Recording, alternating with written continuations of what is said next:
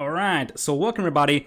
This is going to be game number 1 in a best of 7 between MbL+Nicov versus Gamer Legion. Viper and Jordan will be playing Franks in green and Jordan in Chinese in blue. And on the southern part of the map, this is Nicov as Huns in yellow, and we're gonna have Mayans for MbL in red. So there is no Magyars Ethiopians combo here for AM. We're going to see Mayans and Huns, which is still a pretty solid combo overall. This is the Empire Wars duo semifinals over here. And looking at the map of Jordan, he actually has a quite exposed gold mine. But technically, this is actually team volleyball between Viper and Jordan. Look at that. Just war here, and war here. And you can actually team wall this entire place. Not the most ideal map layout for Jordan, and he's gonna drop his archer range at the back of his base. Now, normally you want to drop it on the front, however, you usually want to have it close to your gold mine because your gold miners could be exposed to the enemy archers, so that's why Jordan is dropping it over here. In the meanwhile, Nicov is gonna start with scouts. In this one, will wall himself around, and it's going to be a nice and comfy little base here. The only problem is that he doesn't really have a safe gold mine. And on the other side, Mayans for MbL, he's just gonna start stacking up archers and walling himself to the edge of the map. MbL has a pretty nice gold over here if he can finish the walls on the left side of himself. And we already have scouts coming in here for Viper, and they could potentially pick off the villager on the archer range. They see the foundations, but Viper is going to turn back. He could have actually stopped that archer range. Now he's going to move there, so apparently he was just fixing his eco. And he could still pick off 1 or 2 villagers. MbL is trying to quick wall his villagers in, but that's not going to happen. In fact, this is actually worse than it could possibly be, because he trapped 2 villagers with scouts in there. The spearman comes in, and Viper is not gonna go greedy. Viper is just gonna evacuate his scouts without taking any damage, but snipes 1 villager. In the meanwhile, on the left side, we're gonna have Nicov running around with the scout arenos, and initially the Frank scouts will be better with the extra HP that they get, but once Bloodlines is there for Nicov, tides will turn. And what stands out is that Jordan has 1 archer range at the back of his base and 1 on the front. That's actually a weird layout. And he does have 1 spearman guarding the berries, no spearman on the gold mines though, which makes it a little bit dangerous. And in the meanwhile, we will have quite a lot of scouts coming in here from Viper. Those walls aren't finished, and there's just 1 spearman. This is a fight that Viper could take, and Viper will probably take this fight. The second spearman comes in here, and MbL will have to abandon his walls. Nice quick walls coming up on the gold from MbL, and we're also gonna have Nicov coming in here very soon to hit Jordan's gold mine. Viper is pretty safe behind this one, and that's very important. So Viper at this point could just think about going up to Castle Age here, because he's absolutely uncontested. MbL has the majority of his archers back at home, and he's just stacking them up right now. Nice quick walls from MbL again though. So not a lot of villagers lost, but that is going to be the first one most likely, because this lady is gonna get trapped. Nowhere to run, as he's trying to chop through this wood over here. 8 wood left in there, but the lady is going to die. Nice snipe over there from the Viper. In the meanwhile, Jordan didn't really lose a lot of villagers. He has 2 units lost, but I don't think it's actually villagers, because he's still at a pretty decent villager count. Another villager goes down from MbL. And it's not looking great for MbL here, especially the food eco isn't great, so his castle age time is going to be delayed compared to Jordan's castle age time, I believe. Unless Jordan messes things up. Jordan is scouting on Nikov's wood line over here, so we could see the archers and spears moving forward to pick up a few villagers on the wood line. It appears that the MbL is going to be full of spears, and this means that Viper is just gonna fall back. We could see Viper coming to help out Jordan now, so just trade against these scouts over here and let Jordan move forward and start killing Nicov, or Viper could go towards Nicov, and it appears that Nicov is the first player going up to Castle Age here. I guess Viper is going to follow pretty shortly. Indeed, Viper's eco is a little bit unbalanced over here, and he's rushing up a market to compensate for that, and Castle Age just comes in here for the snake. So Viper should be able to clean this one up with his scouts, and that should allow Jordan to move forward. Jordan still far away from Castle Age. MbL, not so much, honestly. So MbL could still have a better Castle Age time than Jordan, and that's actually pretty important, because that's going to be a lot of crossbows with Mayans for MbL, and if you can just keep your crossbow numbers high as Mayans, you could potentially get, as Viper is trying to trap these scouts over here, nice moves from the snake. He's chasing those scouts down with a lot of scouts of his own. He invested quite heavily into his scouts aggression, by the way. Bloodlines is in for Nicov, as Skateboarding is coming in for both sides. Viper is even going to go for Forging, second stable on the way for the Snake. So, if you can keep your crossbow numbers high as Mayans, you can just go for a castle later on and get obsidian arrows, and then suddenly your army is going to be extremely dangerous to the opponent. And in the meanwhile, MbL is still at home. I would love to see Jordan just going straight towards Nikov's base, because Nicov is a nice and comfy base here, but all the woodlands are exposed to archers, so that could be pretty dangerous over there. And in the meanwhile, Viper could just try to cut off MbL's reinforcements over here. That would also be something to consider.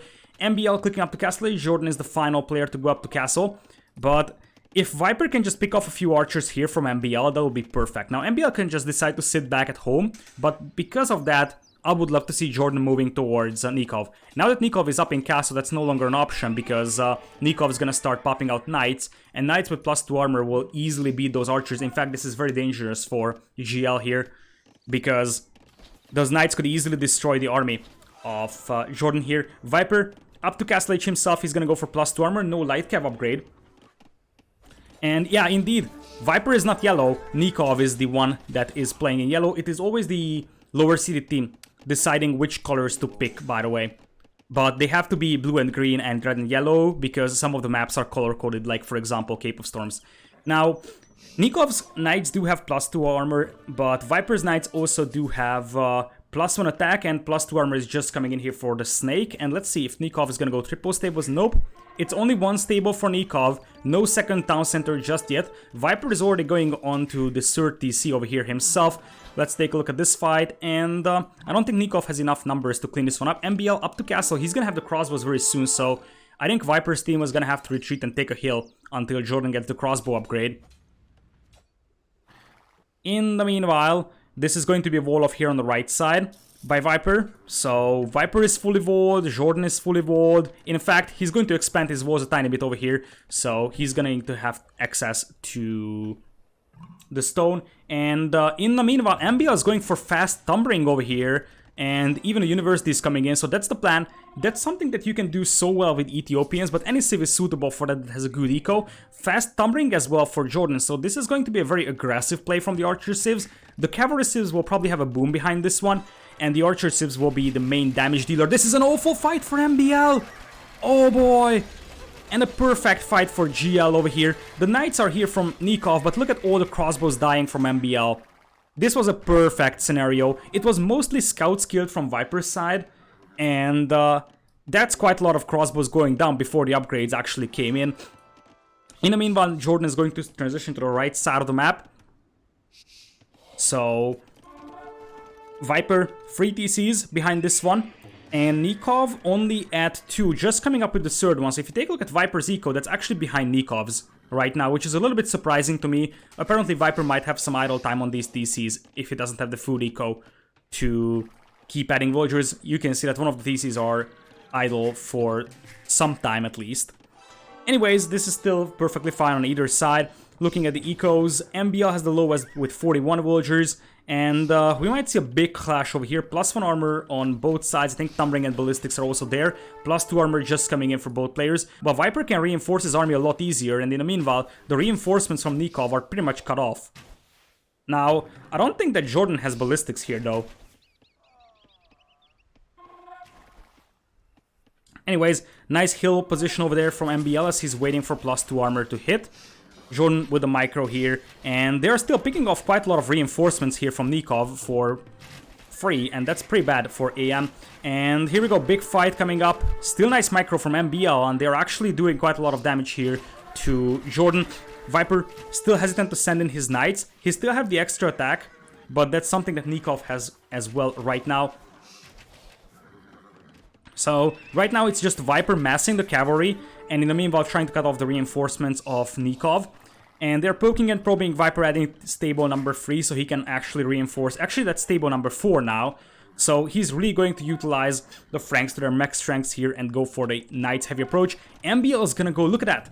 That's 5 ranges. They want to decide this one in Castle Age.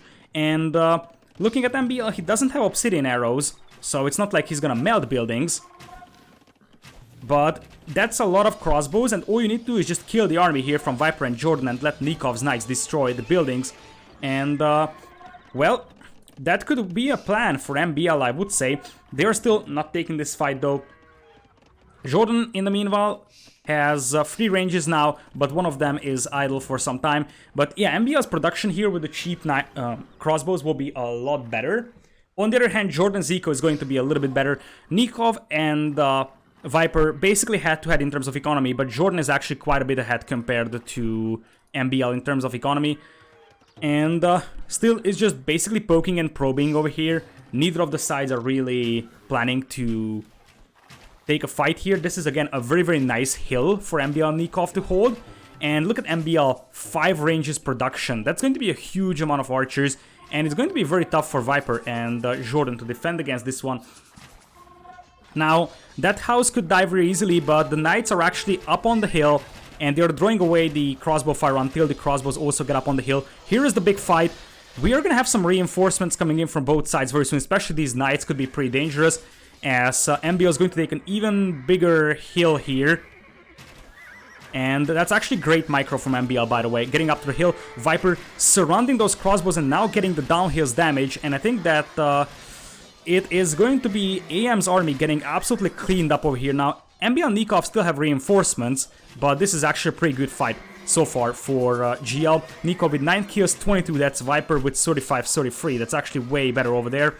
And indeed, MbL lost quite a lot of army. He still has 31 though, but Jordan with 47. So it's not like the 5 ranges are really paying off for MbL over here right now. He's still playing this one with 1 TC, I believe. So this might be a 1 TC imp from him for fast arbalasts. And in the meanwhile, Jordan has a lot more eco-heavy approach. He's on 3 TCs. But this is still a very, very dangerous army to fight against. And there is no knights here from the Viper. Jordan could lose his entire army here. Viper's knights coming in from the back though. But that is already a very bad fight for Jordan. He's losing military numbers quite fast. Viper at 11 military, Nicov at 13. MbL and Jordan head-to-head in terms of military. But that is going to change very soon. As I said, Jordan is going to lose his entire army. Apparently, Viper is just not even going to care about that one. And he's going to go and try to pick off some straggler reinforcements to compensate for this one. And honestly, that's not a lot of knights. So it's going to take some time until they bash their ways through these walls. And these crossbows are still slow getting through the walls. And, well, right now MbL still has 0 on stone. Which means that obsidian arrows isn't really going to be a thing. And by the time MbL's crossbows get back in here, I have a feeling that Viper could actually do some damage here on the other side of the map. It appears that we're going to have Jordan moving towards Nikov's base to pick off a few villagers. And this house could actually go down. I wonder how Viper is going to react, because his stone mine is pretty much exposed here.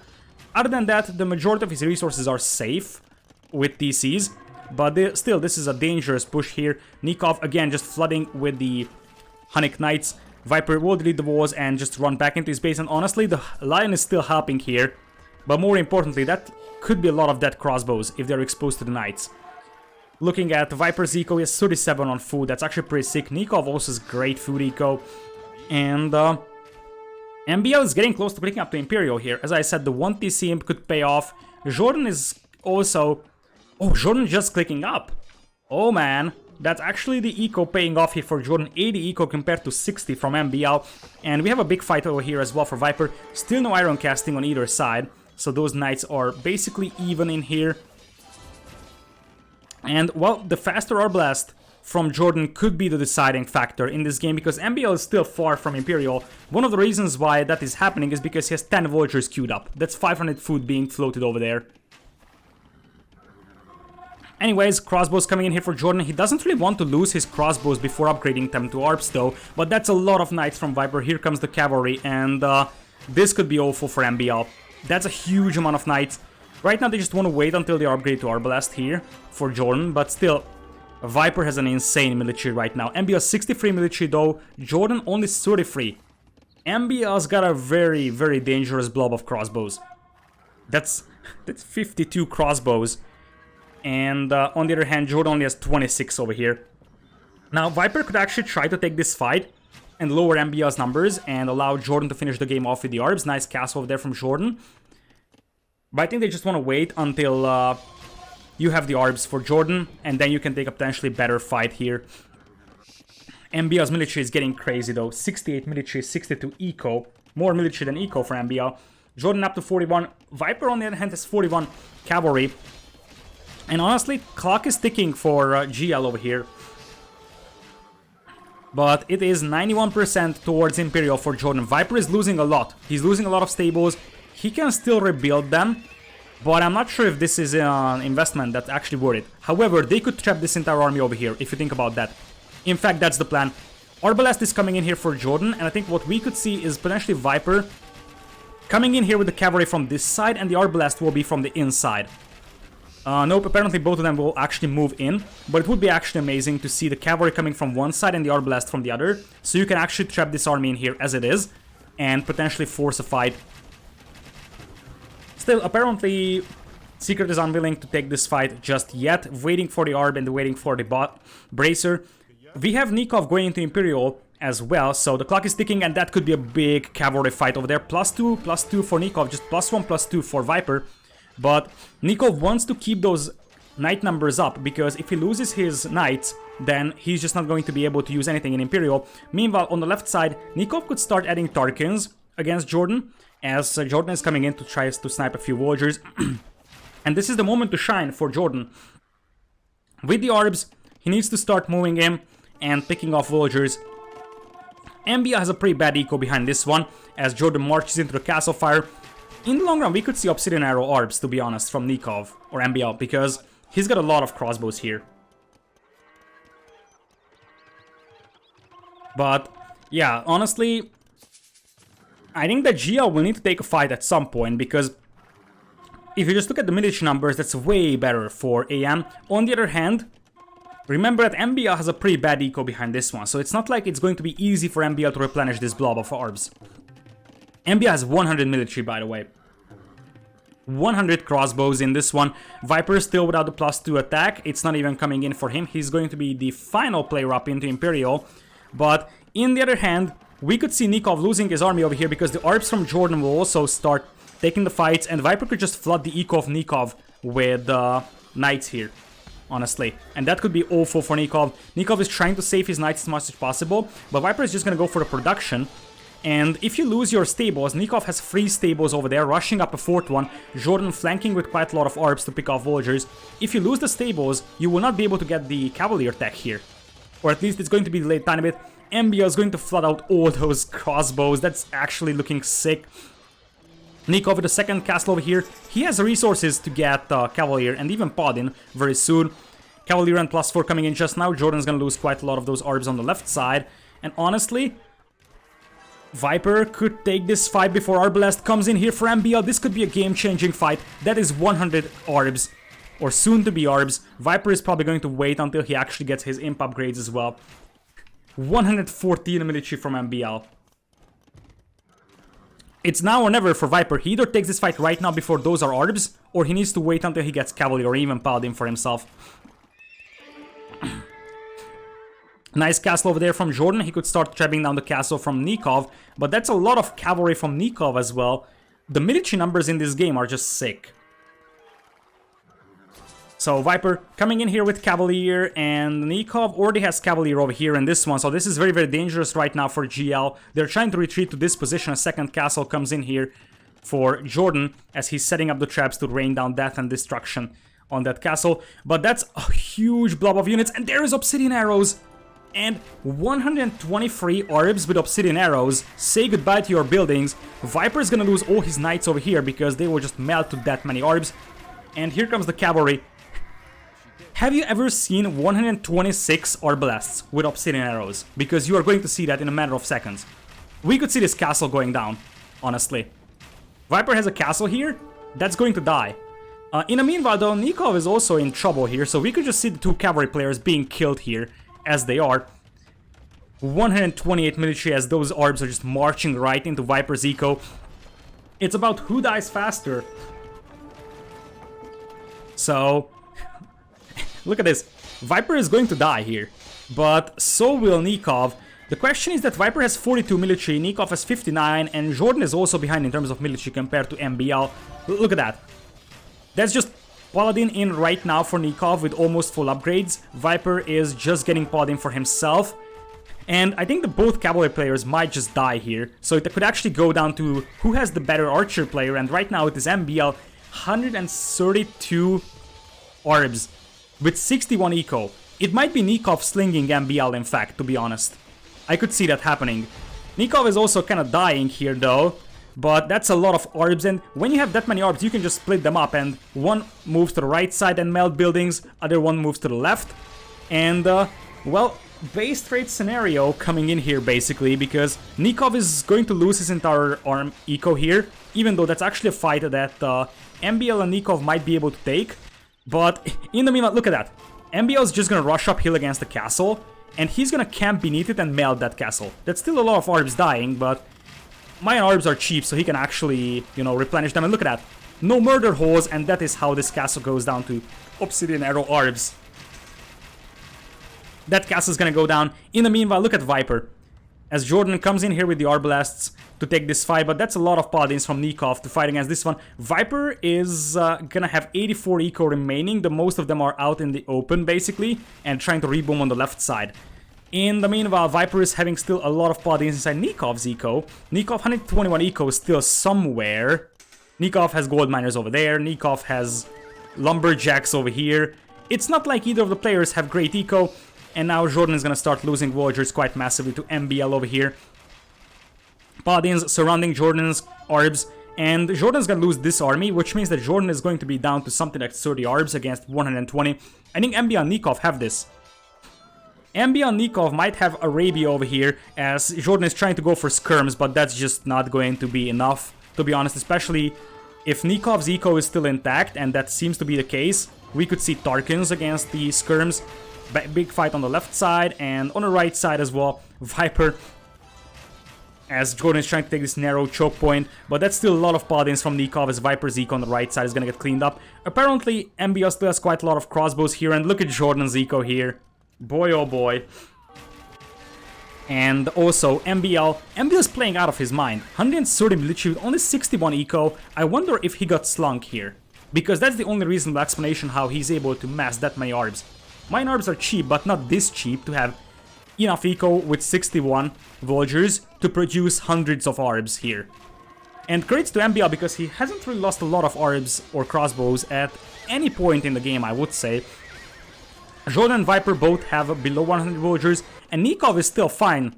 So he has to reboom at the back, but that is still not going to happen for GL. MbL's Obsidian Arrow orbs are potentially the game decider here, to be honest. Not necessarily about the Obsidian Arrows, but about the numbers. He just flat out outnumbered Jordan over here. And indeed, that was a brilliant game. 27 buildings raised, that is the best in the game by MbL, who didn't even have a single siege weapon. Not a trap, not a ram, just orbs. Ecos, and looking at the sling, it was actually MbL slinging Nicov. Dude, MbL was playing out of his mind in this one. Not only did he went for 140 orbs with 60 eco only, he even slung Nicov here. That's crazy. That's really, really sick over here. Yeah, and indeed, if you take a look at large arm, 140 military. Just look at MbL's dark area over here. And how Viper just got absolutely annihilated by the orbs. MbL looking strong over here in this one. And we're gonna go to GL's first home map over here, which could be Enemy Archipelago, honestly. So let's see what they're going for. And let's see if we are going to have a change in GL, because that could also be something to consider. Mr. Vululu, indeed, Mr. Vululu is actually insane in game number 1. Absolutely insane. So, next up, we could see either Viper+TaToH or TaToH+JorDan. If I had to bet, I would say probably Viper+TaToH for the next game, and potentially Kawasan. Let's see Lithuanians over there, because I think that's a place, a map, and a civilization setting that GL would have an advantage on. And, well, I guess we'll soon find out who is going to play for GL over here. Viper+TaToH and Enemy Archipelago. Boy, oh boy. That is going to be one crazy series. Honestly, all I'm waiting for right now is the Enemy Archipelago game. So we need to have that. We just need to have that.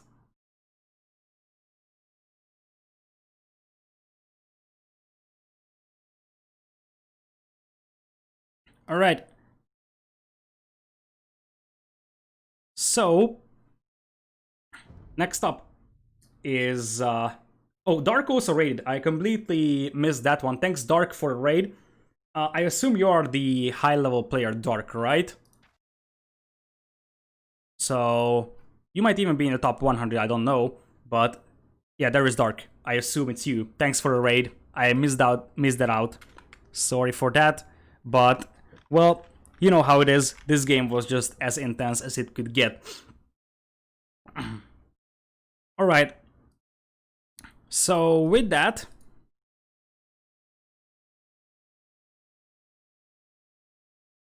game number 2 is gonna come up.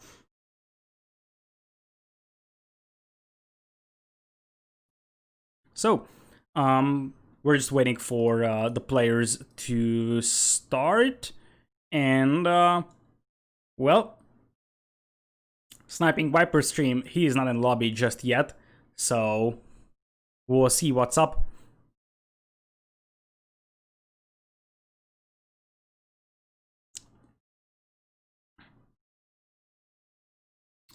Anyways, we're going to take a look at the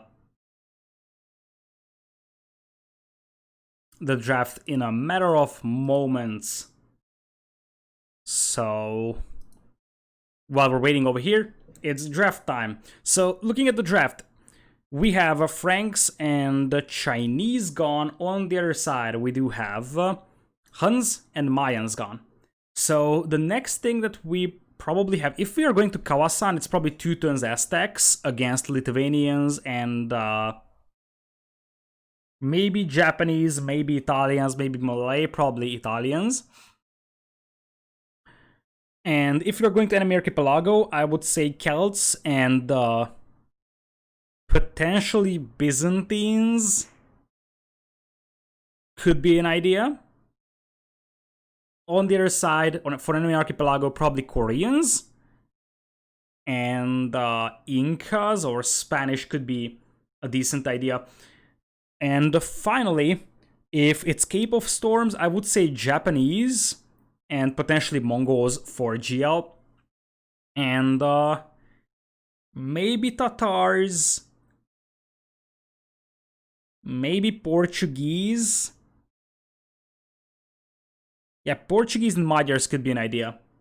But it's a little bit tough to judge because Magyars are so good for River Belt that you would probably want to keep Magyars for that map.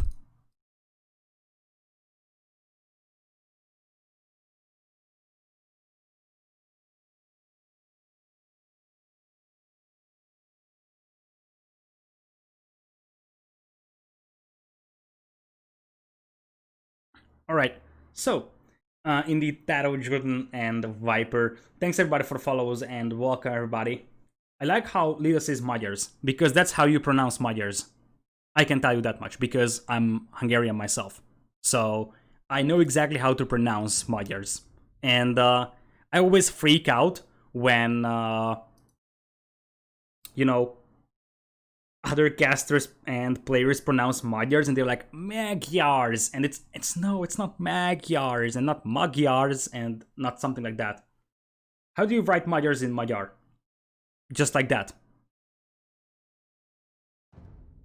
So that is exactly how it's written. In fact, Magyars is the name for Hungarians in Hungarian. So it's the same thing as Suomi for the Finns. Everybody calls it Finland, but for the Finns, it's actually Suomi. So the same thing is there for Hungary. Everybody calls them Hungary, but it's actually Magyar.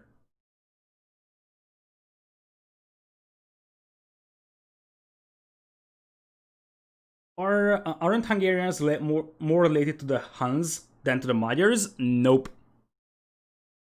Basically not. It is debatable if there is any kind of correlation between Huns and Hungarians.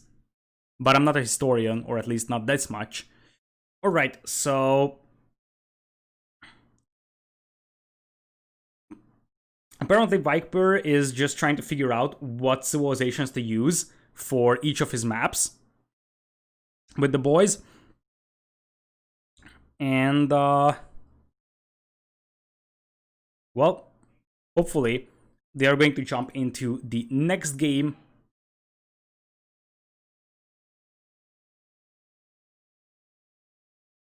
I'm just sniping Viper's civs as well from his stream, or at least Viper's civ ideas. So I will look smart when I'm saying, oh, hey, I think this is going to be the civilization selections for GL over here. Alright, so...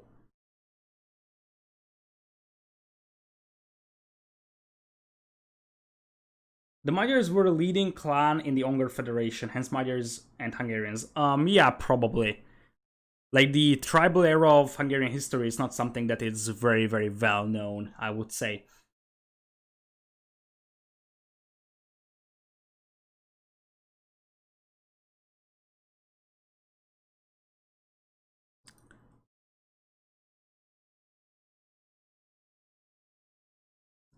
Alright.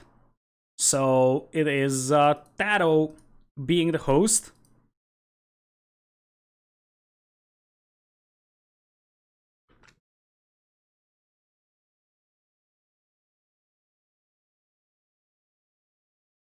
What time will be the final tomorrow? Good question. The time of the final tomorrow depends on who's actually involved, but probably around 13 and 14 GMT. It will be confirmed by the end of the second semifinals today. So I'll be able to let you know, as apparently Cape of Storms will be the home map and TaToH and Jordan will be playing. So no Viper for game number 2. We're going to Cape of Storms, so enemy archipelago has to wait. And TaToH is going to play blue, so Jordan is probably playing green. One thing that's very important, on Cape of Storms you have a pocket player and a flank player, and it is color-coded who is the pocket and who is the flank. Who are the other semifinalists again? The other semifinalists is Hera, Leary, and Hart versus Miguel, Dogao, and Lan. I'm not sure how much Hart is going to play. We have seen all 3 players from Heresy play. That is going to start 15 GMT today. So, yep. Alright. So, Cape of Storms coming up here. Now, this is one of those maps that can actually be a very, very fast game. Because, you know, the thing is that the map is pretty open, so it's open for raiding as well. But it could also drag out to be super, super long. Because there is quite a lot of resources available on the map. And, well, speaking of Cape of Storms... we are going to take a quick look at the draft, just to see what's up. But Mongols and Japanese are pretty solid, I would say, for GL over here.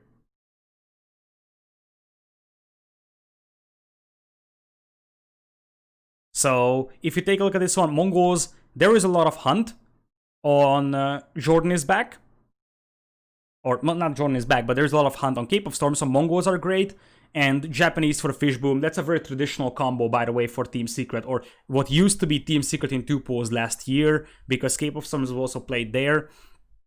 And for Nikov's team, it's a little bit harder to judge. We could just see Magyars, because as I said, the map is very, very open, and then use Burmese on River Belt as your scout civ, so I could see Magyars being used here alongside...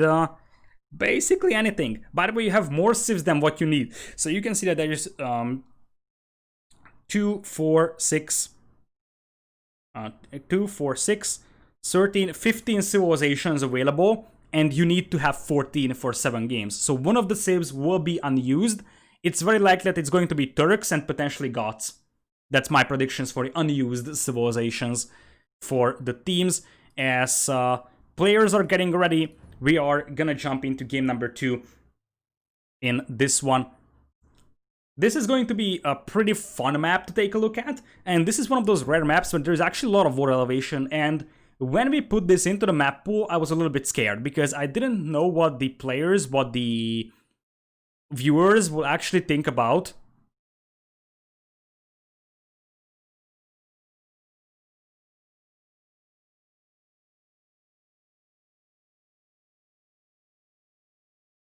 So what the viewers and players will actually think about the map and the water elevation especially, but it appears that the feedback so far was actually pretty positive.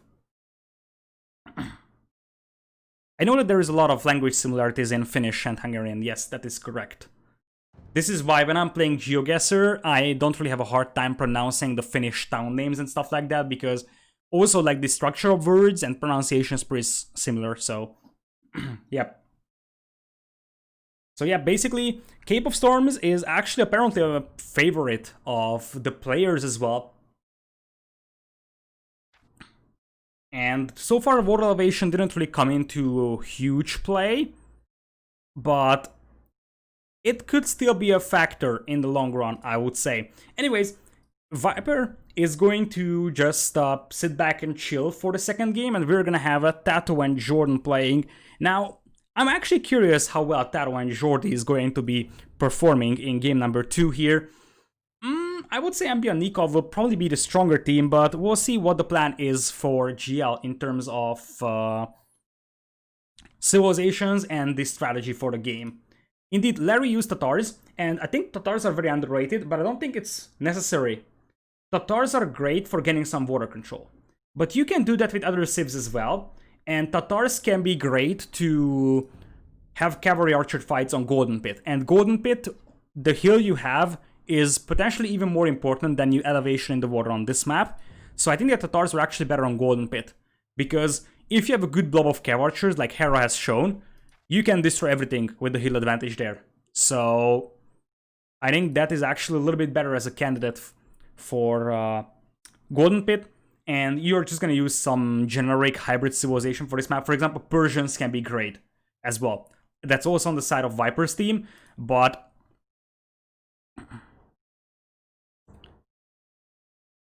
well, apparently it just tanks the things, because Nicov can't ready up. Hopefully it's going to happen now for him. Okay, he's going to be fine. So quite a lot of downtime between game number 1 and 2. Hopefully we're not going to have a lot more.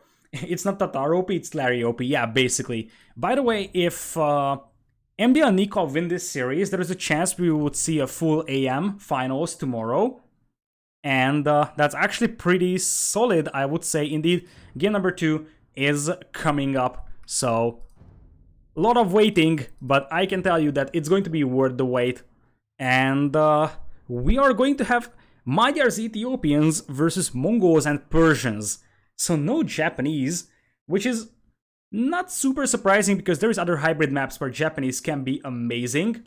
But if you just take a look at the civilizations, I just love MbL and Nicov civs a lot better. Ethiopians is extremely good at early archer opening, and you're gonna have Magyars behind that one, which don't really have a great eco at the beginning, but the faster or better scouts at the beginning, because you're cheaper with your scouts, which means that you can mess them a little bit easier, and also the extra attack helps so much. So this is definitely the combo for MbL and Nicov, which is relying on, okay, let's win this game very fast over here, go super aggressive with the archers opening and the scouts. On the other side, I would say that TaToH and Jordan have much more boomer civilizations.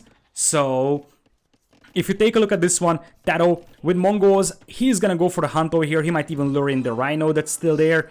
And Jordan with Persians, that's again a boomer civilization pick here. We're probably going to see archers, crossbows, and then a slow transition to Mangadai from TaToH. And Jordan is going to play probably scouts. But being honest, the Magyar scouts will be better than the Persian scouts at the beginning. So Persians will have a better eco behind this one.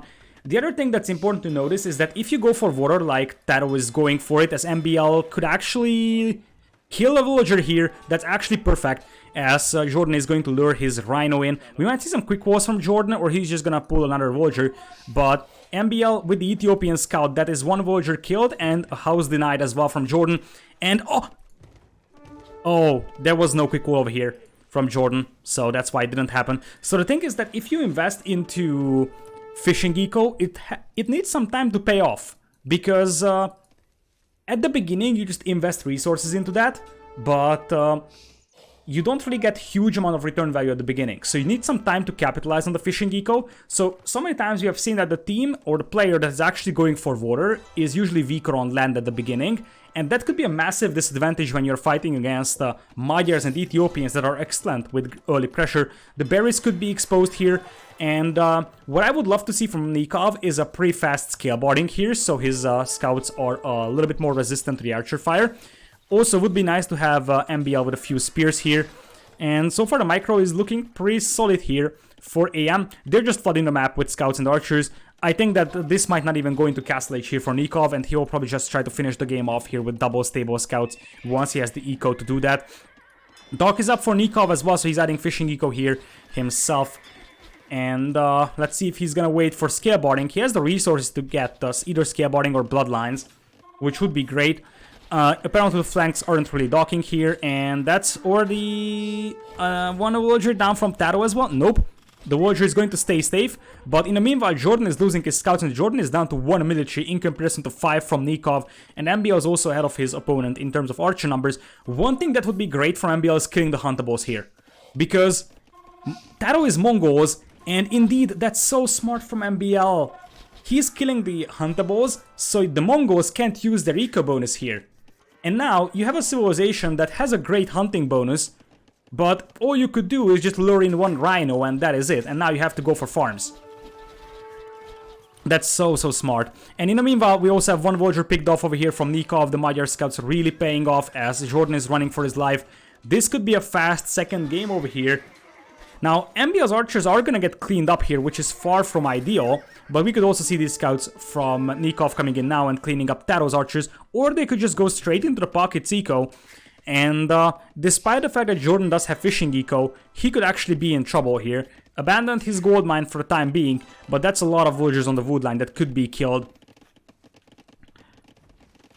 On the right side, Nicov is also booming now with double dogs here.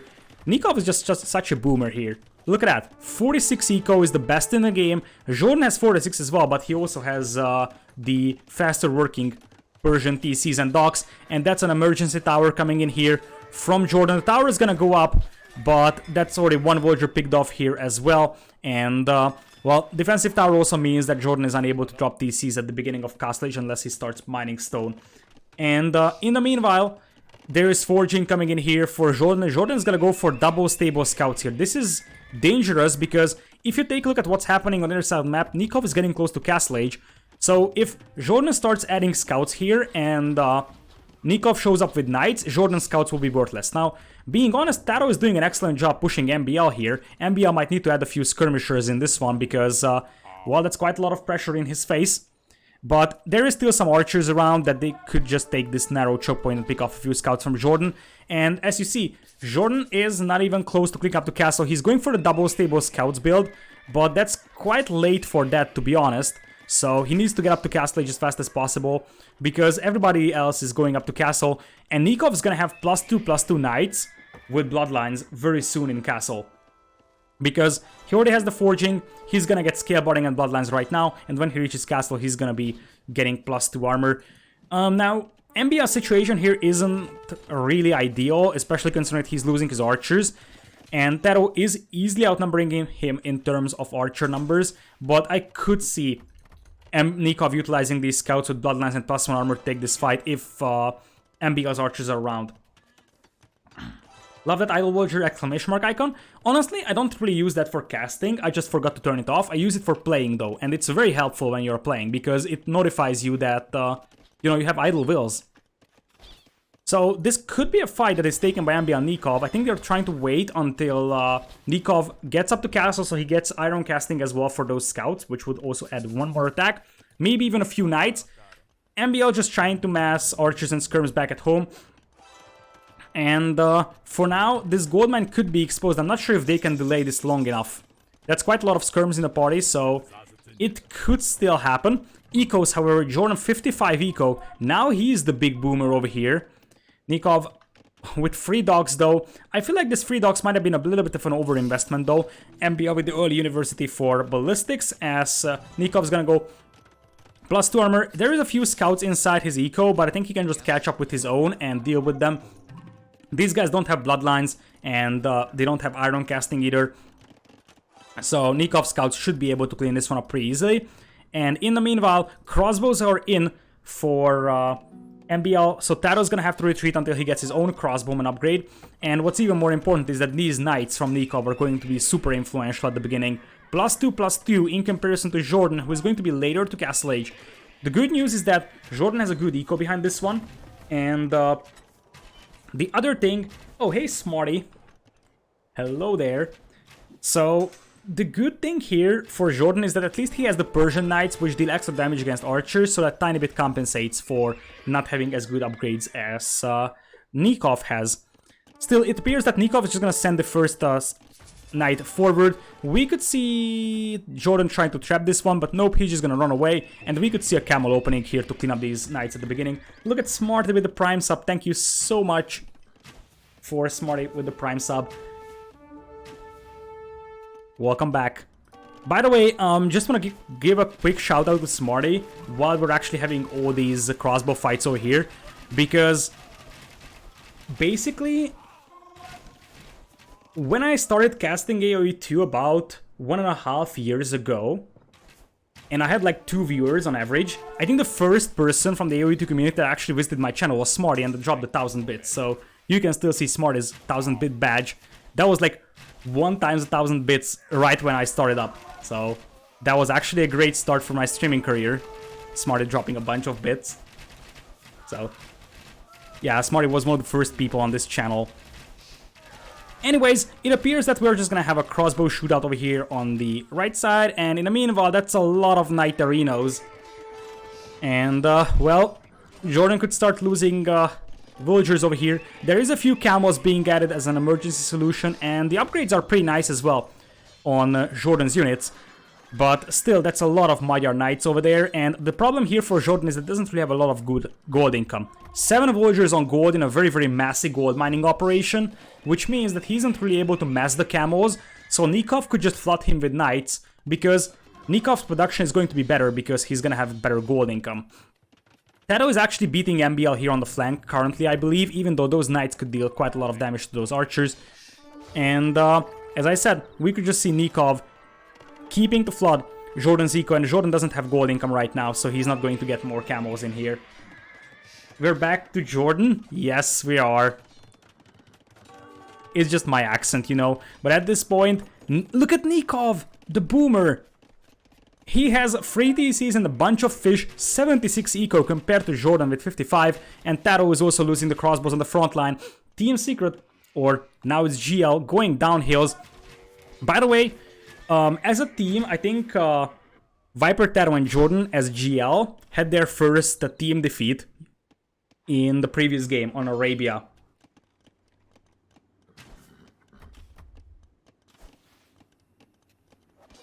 Right, so with that,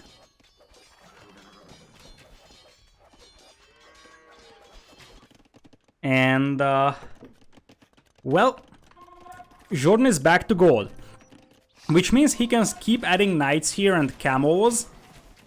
So the things are stabilizing a tiny bit here for GL. I was just reading Smarty's message, and that is very, very Monka-esque. Mangadai versus Arbalest in late game, which is better? Probably Mangadai. On the other hand, you need time to get to Mangadai, and you need stone to do that. And you can just mass crossbows and arbs a lot easier. So unless you get to huge numbers of Mangadai, it's not gonna work. Nice micro over there for MbL+Nicov, picking up the camels, so the knights have a free way to run around. And I think what is going to matter is that, despite the fact that the military numbers are pretty much even, Nicov has a crazy boom compared to Jordan. Jordan is at 62 eco, Nikov's at 92. Like, Nicov could very well just flood the maps with 5 stable knights, or he could just go Imperial and decide the game with Cavaliers. Neither of the players are really pushing on the water, by the way, so everybody's just chilling, fish booming. They don't even really want to care. Would be nice for MbL to drop a dock here and, you know, just try to harass Jordan's fishing eco a tiny bit. They know that there is fish from Jordan because they saw the docks previously. Anyways, looking at Tati, he's 58 in terms of economy. And MbL is pretty much close to him, but MbL is on more TCs, I believe. And MbL also has a TC on the Baobab trees, which is also pretty nice to have right now. TaToH going for 4-range archers, and MbL is only on 3. But in the meanwhile, look at Nicov, 56 villagers on food. He actually needs more villagers on gold, because he just cannot get as much gold as he needs to just flood those knights. And at some point, these knights will just run inside and try to kill TaToH. By the way, MbL and Nicov see this gold mine, so they could technically check if there is anyone over there, and that could potentially be a disaster for TaToH, who doesn't really have a lot of gold left, and that's where it could get really bad. Right now, TaToH and Jordan are holding their own bases, but at some point you're gonna have to expand to the north and get some gold. I love this lonely knight killing a few villagers here from Nicov. That is just so good. Single knight, but that's 2 more villagers down, including all the food that they had from that zebra, which also hurts. Big fight over here. You kind of want to micro down those camels with your crossbows, so it's not ideal for MbL and Nicov, because that's a lot of camels, and suddenly MbL and Nicov are getting pushed back. Oh boy, I think MbL probably should have focused on the camels instead of the crossbows from TaToH, because now it's actually a little bit more dangerous. Jordan with +1/+2 on the cavalry, and it's still +2/+2 for Nicov, but doesn't have camels, and a lot of the knights are very weak here for Jordan, so this is a fight that Nicov could still win if he groups up his knights and then takes this fight. Tumbling just coming in here for MbL, and he's gonna have decent crossbow numbers with Tumbling very soon, I believe, and in the meanwhile, both MbL and Nicov have better eco than Jordan and TaToH, so kind of Jordan and TaToH has to decide this one pretty soon, otherwise they're just gonna fall behind, and we could see Nicov just clicking up to Imp here. He does have enough resources to do that with 5 stable knight production, and well, he could just sell a bit of a food and click up. In the meanwhile, MbL is losing some archer ranges, but still, he's just grouping up the crossbows, and at some point he's gonna unpop them, especially when the cavalry arrives. There isn't enough camels here for Jordan, I believe. That's the primary concern. So there is a few camels, but there's a lot of low HP knights from Jordan, still missing the +2 attack. So this is actually a great fight, I would say, for MbL and Nicov. Knights are also on top of those crossbows, and indeed Nicov is winning this one very convincingly. And if he wins this fight, he's probably going to be able to look at his eco and say, okay, we can just go into Imperial here and flood the map with fully upgraded Cavalier Paladins very soon. He just doesn't have enough gold to click up right now.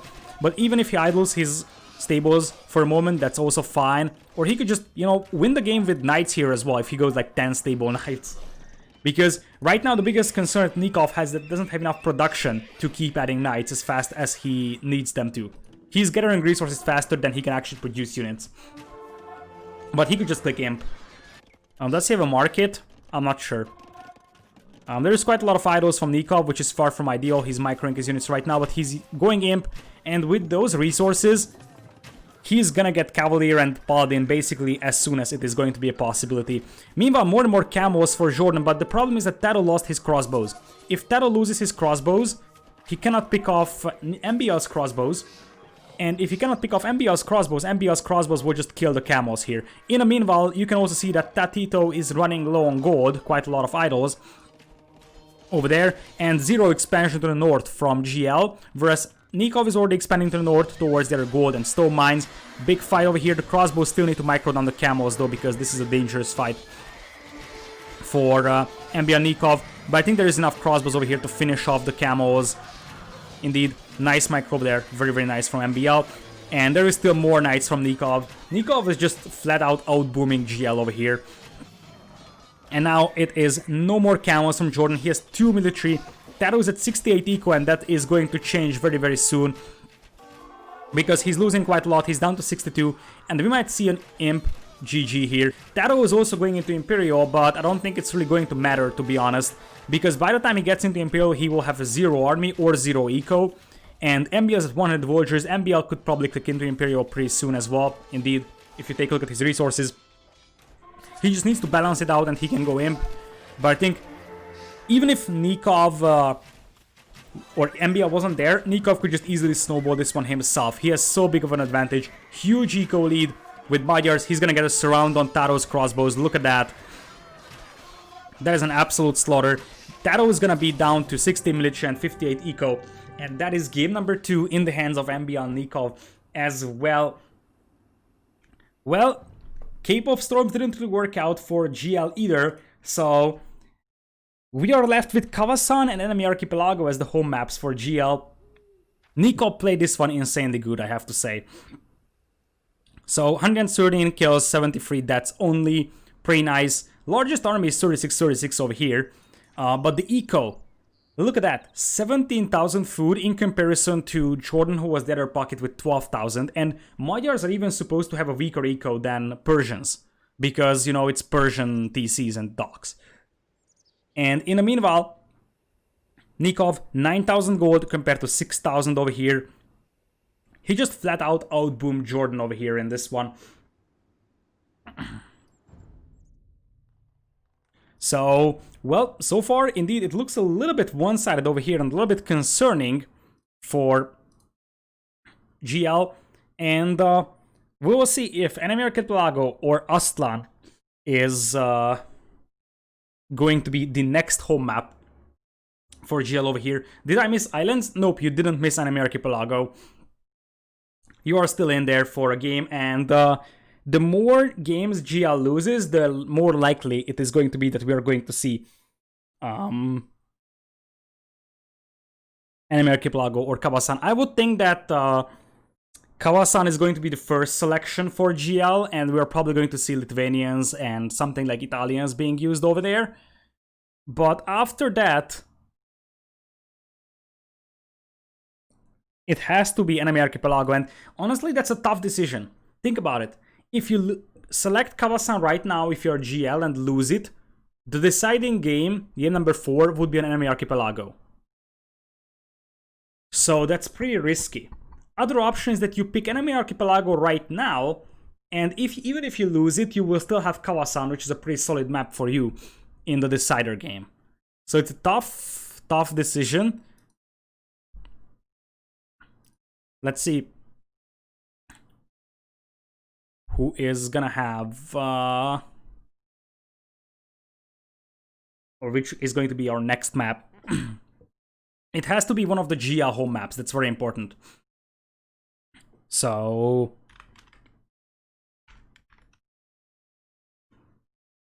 yep, thanks everybody for follows, by the way, and everything. I really appreciate it. Thank you for the support. So hopefully you're enjoying this one. And again, 15 GMT is the start for the other semifinals, which is Hera, Leary, and Hart versus Miguel Dogal and Lan. So that's going to be a pretty nice one to have as well.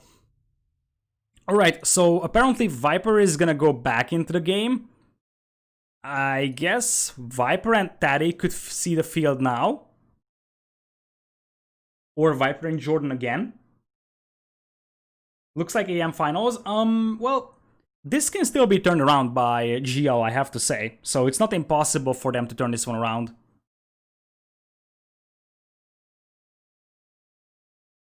But yeah, AM finals could be likely. And that would be pretty sick, honestly, to have AM finals over here. But yeah, Heresy could actually surprise Hera and Leary. Even though I feel like Hera and Leary will probably win that. It's very tough to tell over there. Yeah, I'm happy that so many people are happy about the tournament. And let's hope that at some point in the future we'll have a chance for a second installment of this one.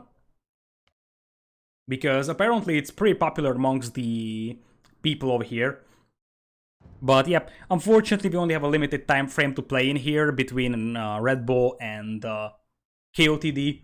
So this is just single elimination, but it would be fun to have group stage with these as well. So with that, it's MbL Nicov versus Viper and TaToH. So potentially the strongest composition of players now playing for GL over here. And let's see, Enemy Archipelago or Kawasan.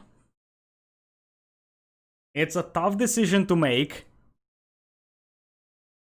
It's a very, very tough decision to make, and we are gonna go Kawasan. You know what this means? This means that if Secret loses, or if GL loses this game, or if, to be precise, even if they win and they lose any other game, their final chance to survive would be on enemy archipelago, which is sick. Alright, and apparently Viper is going to take yellow here. He's just gonna pick his standard civ now, the power civ for him. And that means probably TaToH is going to play red, MbL and Nicov will be blue and green. Jordan is back, quarterfinals was sick. Indeed, the quarterfinals here is, and was, extremely fun. I would say against Yo and Lix. I'm somewhat sad that Yo and Lix had to exit, but, well, it is what it is, right? I also remember that it was pretty sick to have the ROR versus Bacti Say My Name combo. That's actually pretty nice. Yellow is 50% Viper's power. Yeah, being honest, in this game, Nicov was the one that snowballed it with yellow. Although in the first game it was MbL with the red, so I don't think that the color has that big of an advantage over here, to be honest. Of course, it's just a joke because colors don't really mean a lot, but we'll see if Viper is going to perform better in yellow than he would in any other color. And Tomb says, I'm gone for launch, and it's 2-0 already. That is correct. 2-0 for GL, or for AM over here. And this one. Counter colors are a thing? I bet it is. According to MbL, it definitely is a thing. Colors and counter colors.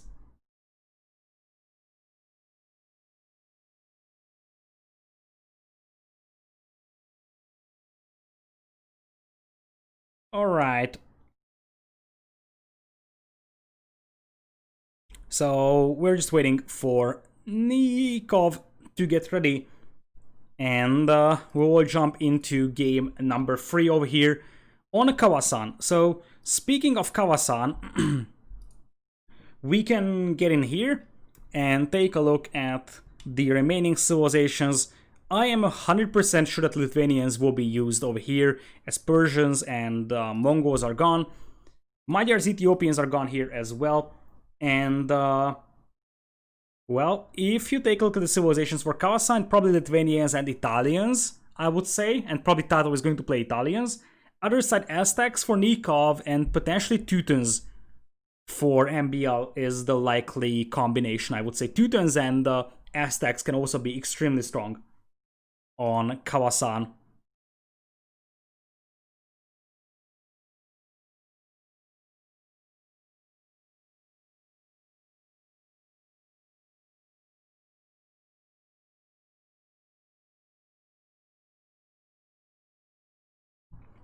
Alright, so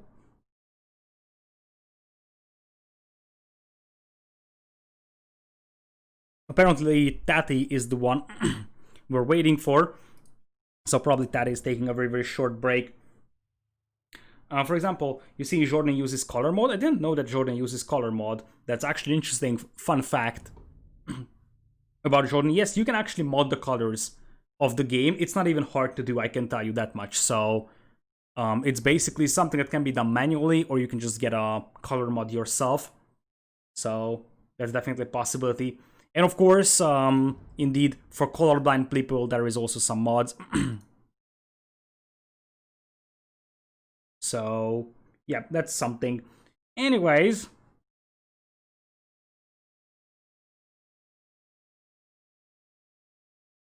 we are gonna have Lithuanians for Viper, and probably Italians for TaToH, or Malay, because apparently TaToH is going to play Malay. So let's jump into game number 3 over here. Cube mod is indeed better than everything else. I cannot actually go against that. The cube mod is probably the most fun. And what? Speaking of Turks, holy Constantinople, that is going to be one hell of a civilization combo.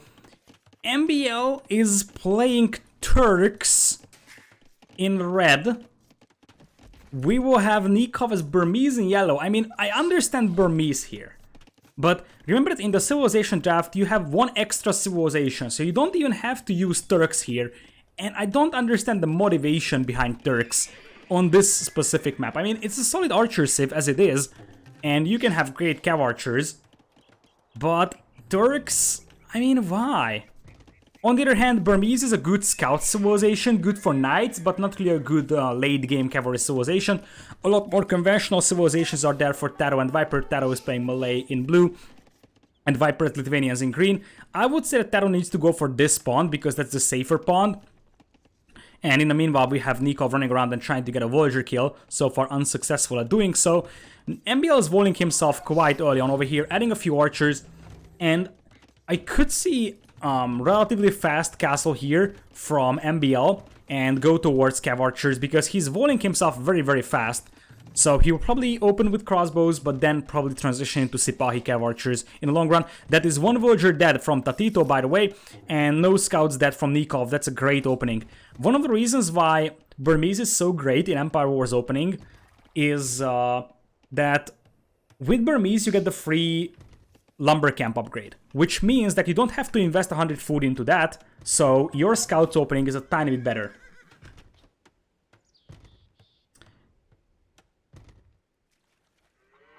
Anyways, I'm just gonna read chat here a tiny bit.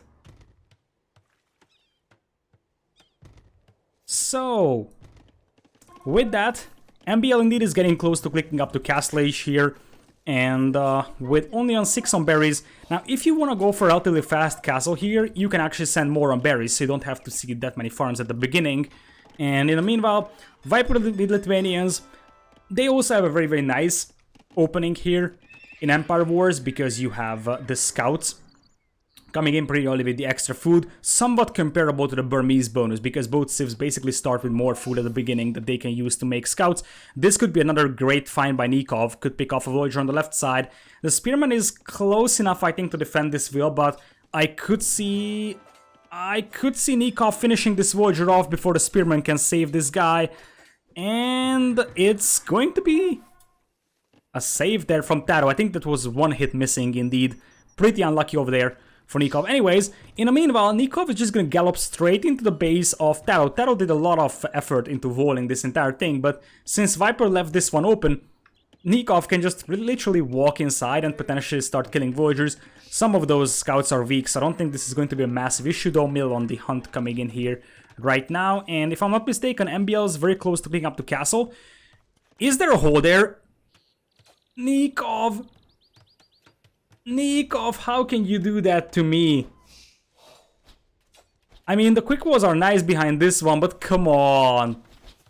It wasn't that hard to spot that hole. At least it's going to be a nice defense, but right now, Nicov is without gold, which is a little bit of a concern. He's actually close to picking up the castle, but he's still missing the gold, so he's going to have to sell something to get there, at least.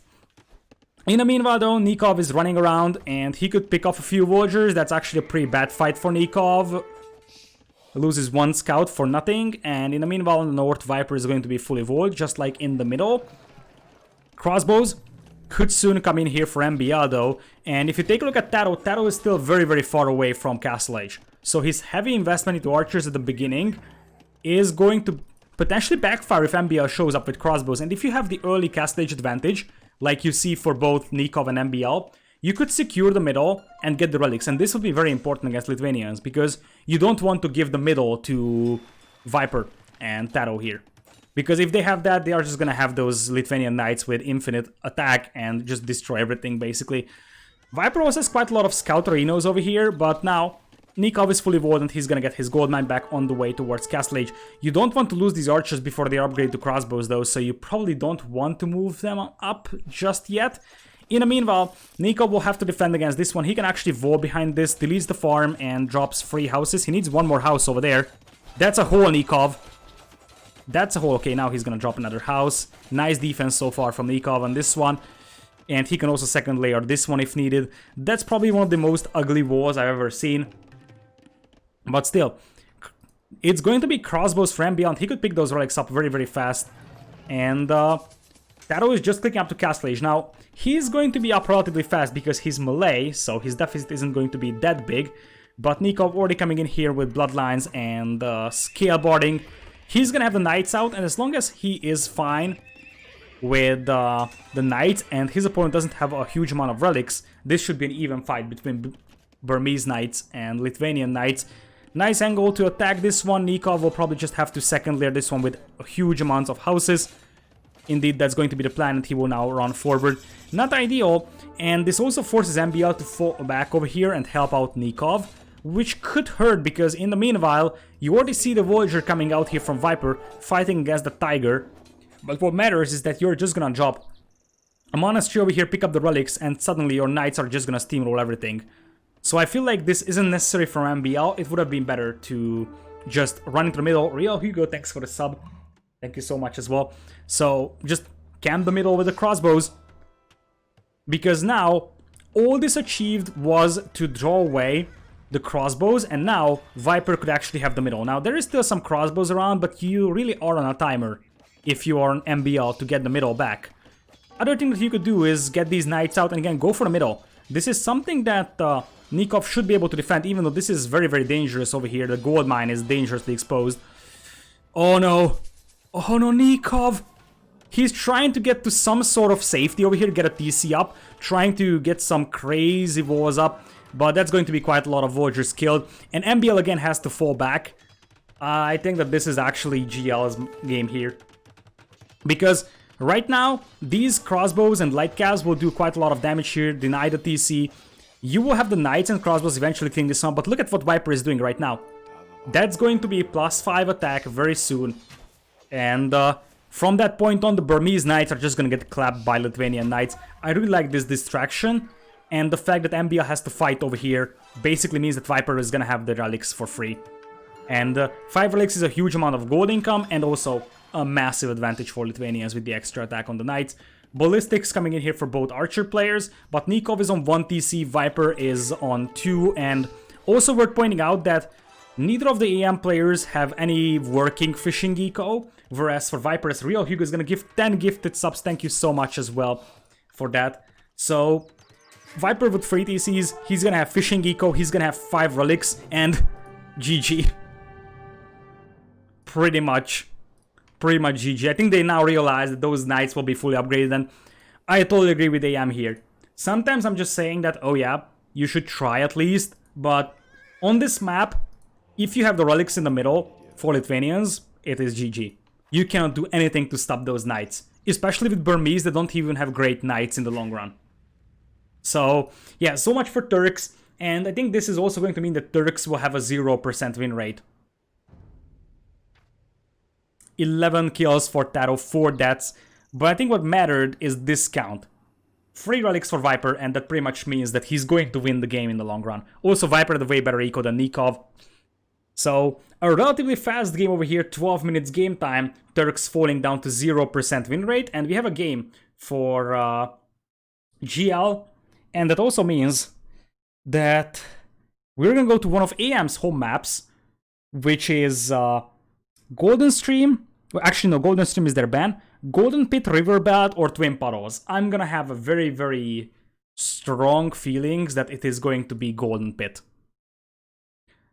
Because Golden Pit is by far the most traditional map, and they probably want to play that one, to be honest. So, looking at the civs, Malay are gone, Lithuanians are gone, on their side Turks and Burmese are gone. On the other hand, though, there is still quite a lot of good civs left for Nicov and MbL. So, they have Teutons for Riverbelt, potentially. I could see Indians or Spanish being used on Golden Pit here, alongside Tatars. But I think Tatars will be the civ pick here. Because Tatars don't really make a lot of sense on any other maps. So, not really great on Twin Puddles, not really great on Riverbelt. I think it's going to be Tatars alongside Teutons. Yeah, that's actually a likely scenario. Or Spanish could also be something to consider. But yeah, maybe even Indians. But I feel like Teuton Tatar is going to be a great civilization combo to play with for early pressure. On the other side, we will have Berbers for GL. That's like 99%. Berbers is by far the most picked civilization on Golden Pit. If you take a look at the stats, 4 picks for Berbers is a cavalry civ, 5 for Britons, but Britons are banned. We have 3 for Mayans, No other cavalry civ have more than 2 selections. Only Berbers do. So that's actually pretty solid. Jordan with the raid.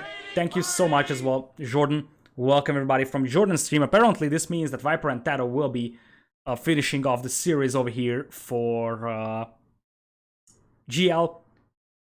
Nice games, Jordan. Thanks for the raid here. So with that, Berbers for GL and probably maybe Byzantines. It's a tough call.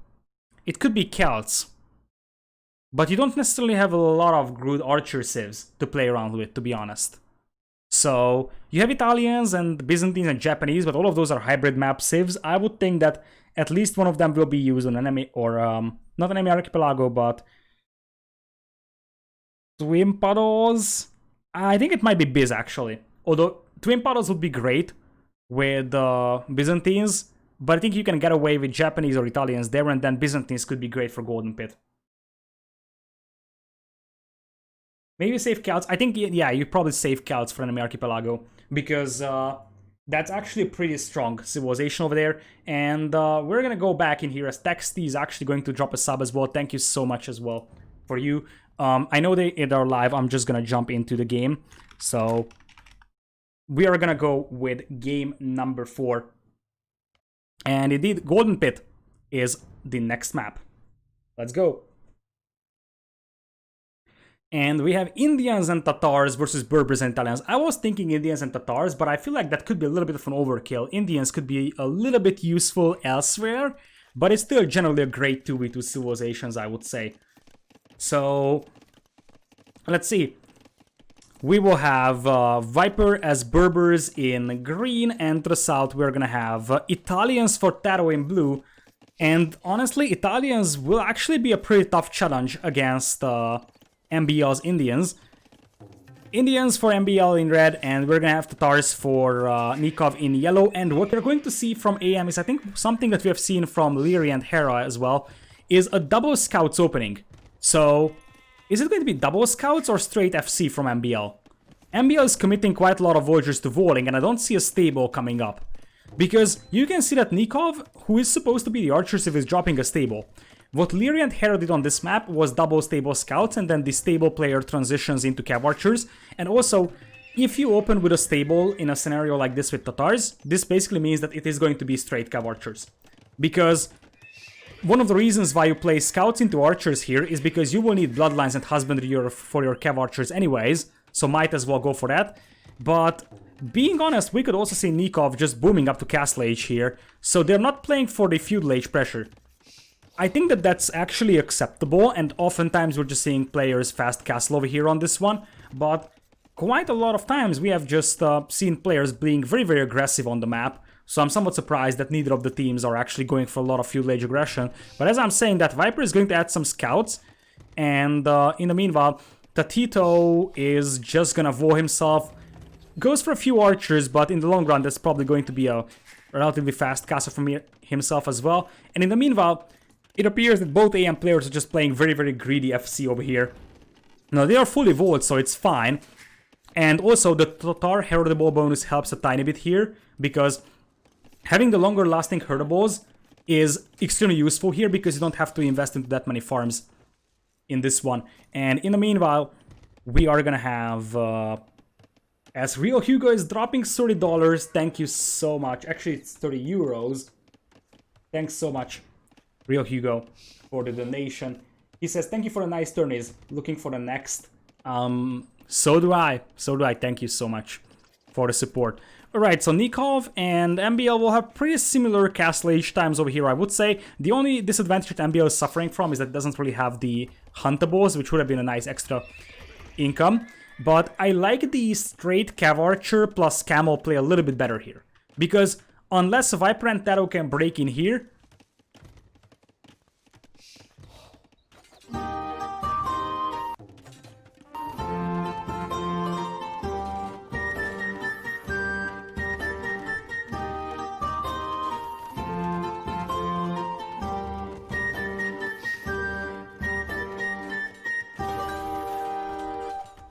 Okay, let's pretend that this didn't happen, okay?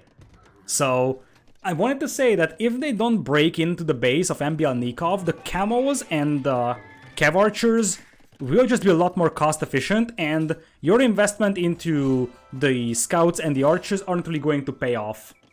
But, well, let's just say that MbL is still fine for the time being. But now there are archers coming his way. He's going to drop a house here behind this one, probably to wall that one off, but he might lose his berries. But I think he's going to be fine. You can just start adding the camos here. Even the stable can be dropped over there. So the thing is that it is going to be triple range cav archers as well, Nicov. And the reason why cav archers can be great over here is because you have a lot of mobility, and the heal bonus here can be extremely decisive with Tatars. And in the meanwhile, indeed, MbL is going to lose his berries, which is not ideal. But luckily, his camos will have decent pierce armor, which means that he can clean this one up potentially. And in the meanwhile, Nicov is going to be able to mass cav archers. Honestly, considering that Viper and TaToH went for early feudal age aggression, their castle age times are still pretty impressive. So they're not going to be that much far behind. And what we could see from Viper over here at the beginning could be potentially double stable or even triple stable knights. Maybe even camos himself. Because if you think about that, you don't go knights against Indians because Indians will have camos anyways. Berbers have cheap camos, and as long as Nicov doesn't have a lot of cav archers, camos can also deal well with cav archers. And honestly, the cheaper Berber knights are actually better in 1v1 compared to the Indian knights. Camos of course. So the cheaper Berber camos versus the Indian camos are just so much better for Berbers. But Berbers are a lot more vulnerable to archer fire. So it depends if TaToH is able to support Viper here with something that can kill Nikov's cav archers. Yeah, exactly. Camel archers are also pretty good in this one. But remember, it's a lot of pierce armor on those Tatar cav archers as well. Now, this is the nice cleanup over here for MbL. And the reason why this is dangerous is because this can snowball very fast. Indian camos have great building damage, so they can just run across the map and take down buildings. And one thing that Viper and TaToH will not have is going to be great mobility. And both MbL and Nicov will have very, very mobile armies, so cav archers and camos, which means that they can just run around and try to hit Viper and TaToH where the GL players are just unable to defend. And, well, Nicov is trying to take the hill here. He should, because it's not great that he's trading off cav archers right now to scouts. Those scouts have +1/+1. Now, as I said, the camos at the beginning will be way better than the cav archers until the cav archers have good numbers. But the free tumbling is paying off here for Nicov quite well. And once he gets the upgrades, this is a very, very dangerous blob to deal with. And the other thing, as I said, these camos could actually have +3 pierce armor over here. That's something that's missing for MbL, which is a little bit of a concern because you want to have that extra pierce armor over here. But if you have that, we could just see MbL trying to knock down this archer range with the camos. And in the meanwhile, Viper is gonna go for a huge amount of camos over here. Only +1 defense, +1 attack on those guys, as Nicov is gonna drop TC number 2 and 3, coming in with ballistics, extra armor, and more cav archers.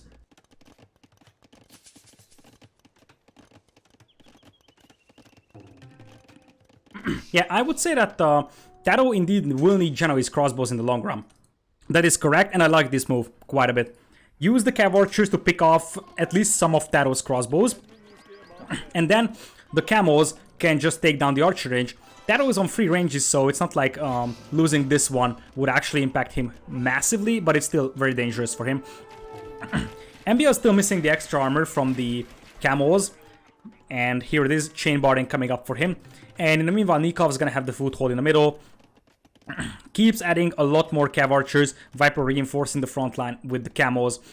And in the meanwhile, MbL still on 2 TCs. Nicov is on 3. Viper is playing this one with 2 TCs and 4 stables. So he wants to flood those cheap Berber units, and that's very, very dangerous. But Tatar CA in large numbers are also extremely dangerous, especially with heal bonus. So I'm not sure how well the Berber flood is going to work over here, especially when your opponent has a lot of camos. The problem is that if TaToH moves out with the crossbows, MbL can just run past him and go straight into his base and take down TCs, buildings, whatever he wants with those camos.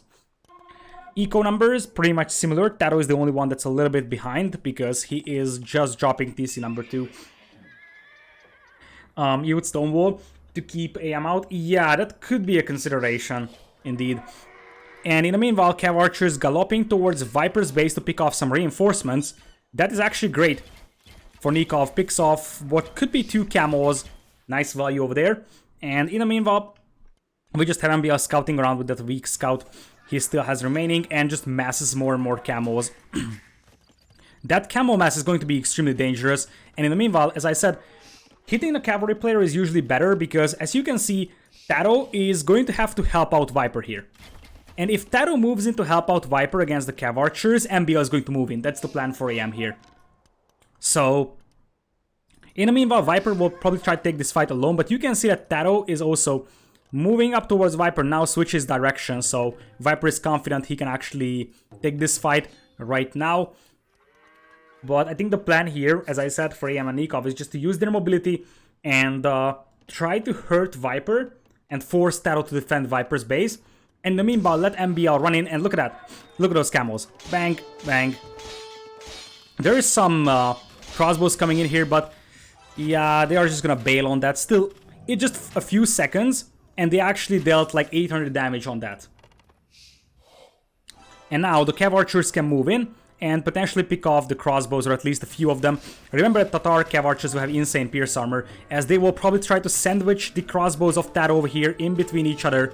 This is going to be a great fight for AM here as well. Quite a lot of camos will go down, but TaToH's entire army is just going to absolutely evaporate. Now MbL is losing quite a lot here as well, to be honest. And one of the reasons why camos aren't great against crossbows is because they don't have great base attack.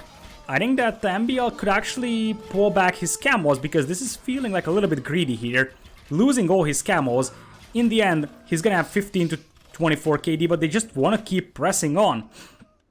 Look at Viper with the camo blob though, that's actually looking scarier and scarier. MbL will probably just retreat, so will Nicov. Nicov just coming in with bloodlines, so that's a massive upgrade missing from those Cav Archers right now. TaToH lost some army, but I don't think that it was a bad fight for him. Nicov has a pretty sick KD here though, and this is dangerous for Nicov. Indeed, they are falling back within the safety of the walls, probably trying to create a narrow choke point where the archers can fire from the back. Indeed, that's the plan. Just camp this crossing and have the Cav Archers follow from the back, and in the meanwhile, you're just gonna have MbL's camos trading off against the Viper's camos. MbL's on 2 TCs, Viper is now free, and Nicov is moving out. That's actually very bad for MbL, because now the camos can just flood in here, and by the time Nicov turns back, the camos are in. Looking at the numbers, Viper has 47 camos, MbL only has 20. That's not a lot. And the Viper's camos have the same upgrade as MbL does. So this is far from ideal for AM over here.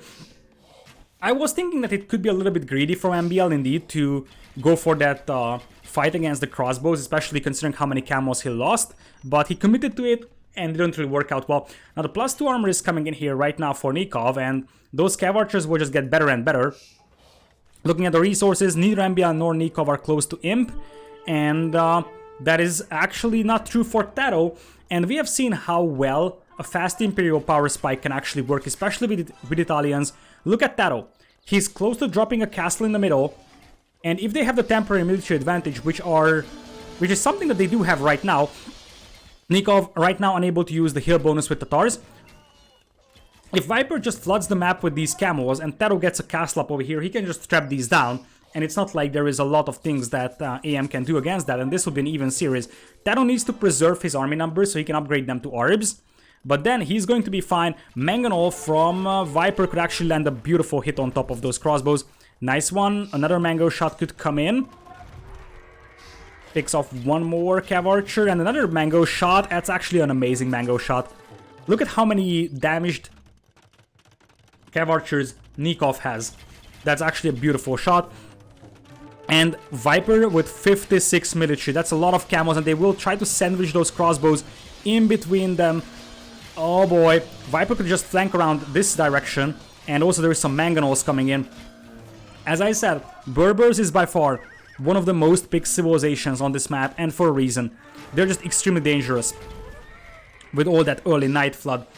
And in the meanwhile, TaToH is already pushing back with crossbows and doesn't even have the Arblast. If he has Arblast, that's even going to be better. Plus, Gembos could come in.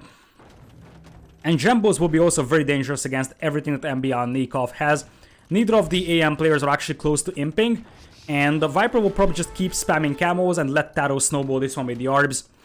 There's already a Mango out, threatening the TCs, but I think it's going to be a potential second castle drop from TaToH with 14 on stone. Drop it over here. And remember that in the previous round, the Golden Stream game, which was basically a similar map in terms of gold control in the middle, we have seen that Viper and TaToH beat in the final game Johanlix.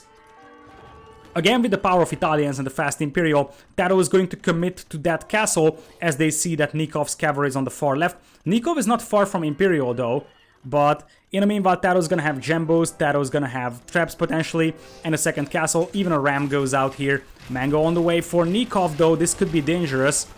And, well, I guess all Viper needs to do is just kind of provide meat shield right now.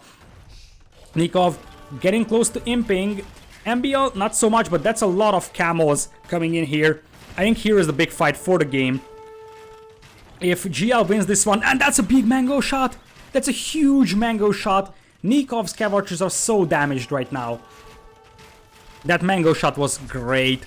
And the castle's gonna go up. Gembo slowly coming in here for TaToH. A second castle is up as well, and AM might lose the gold control here in the middle. Nicov is imping, but I'm not sure if they have this much time, because they're gonna lose all the gold in the middle. Looking at the ecos, TaToH is the weakest by far, but TaToH is an imp already, and they could just start pushing forward. Looking at the MbL, he's still far from imp, and Viper is just gonna clean this up. In fact, if you take a look at Viper's eco, Viper is close to imping, and Nicov is just gonna call it here. And with that, we are gonna be at an even score. Like, they could have tried to take this fight, but I feel like they probably would have just lost it anyways. I mean, look at Nikov's eco. Oh, this is also here. Like, Viper was raiding Nicov with a few knights, and these Arbs will just walk into MbL's base. So with that, this is game number 4. And, well, TaToH's fast imp really paid off. And this one wasn't very intense in terms of killing, but it is just the power spike of Italians and Berbers that they have.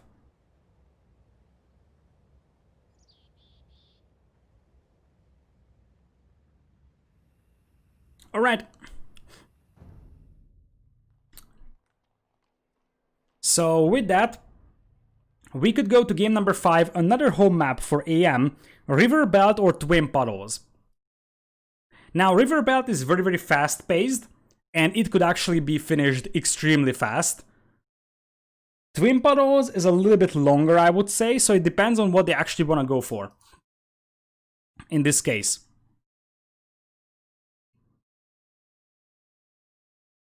Yeah, indeed, Twin Puddles can be a very long game, I would say. And in the meanwhile, where is that? River Belt is going to be extremely fast.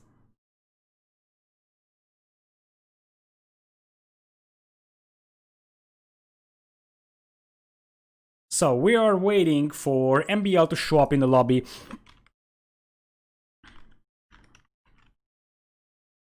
Yeah, it's like, who won? We went to the kitchen and it's gone. It is how Empire Wars looks like. I remember that in Red Bull 1, there were some games that were literally like 5 minutes long, and you left for 10 minutes and you lost, like, you were late by 2 games. Thanks everybody for follows and everything, by the way. Welcome, welcome.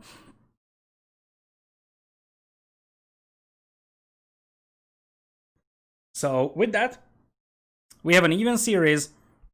And as I said, from 15 GMT, so approximately in 2 hours, we are gonna have Hera, Leary, and Hart versus Miguel Dugao and Lan.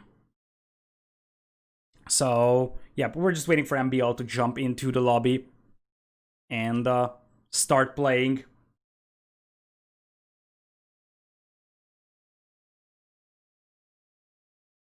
The first round of KOTD3 is only best of 3, by the way.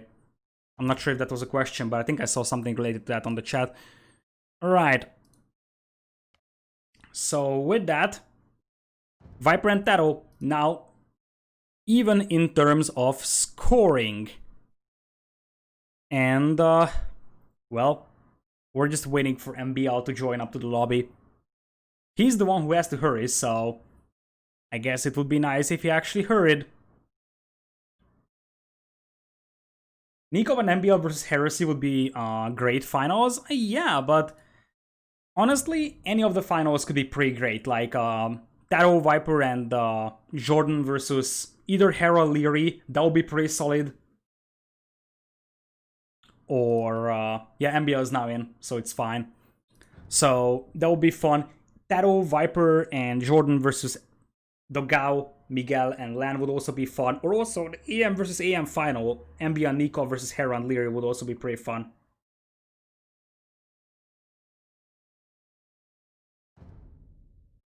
Alright. So...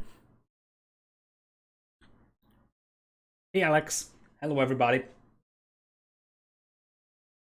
Let's see what's next. And AM will actually tell us their home map selections in a matter of moments. Either Riverbelt or Twin Puddles is going to be their home map selection. If they lose this one, they will have to play the final one regardless. So it's probably just a matter of order if they don't feel confident that they can win 2 games in a row.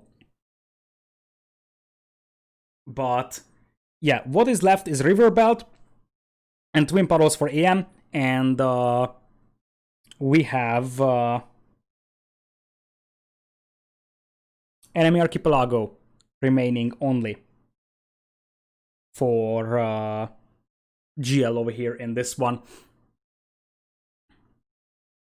So if GL loses this game, we're actually gonna go to Enemy Archipelago, and Riverbelt is what we're going for, which means that this could be an extremely fast game. So Riverbelt is by far the most aggressive map that you can have in this tournament. It is super, super open, and you spawn very, very close to each other. So if you are thinking about getting a drink for yourself, I don't recommend doing it right now because this game could be 5 minutes long. Very, very micro heavy, very quick wall heavy, and well,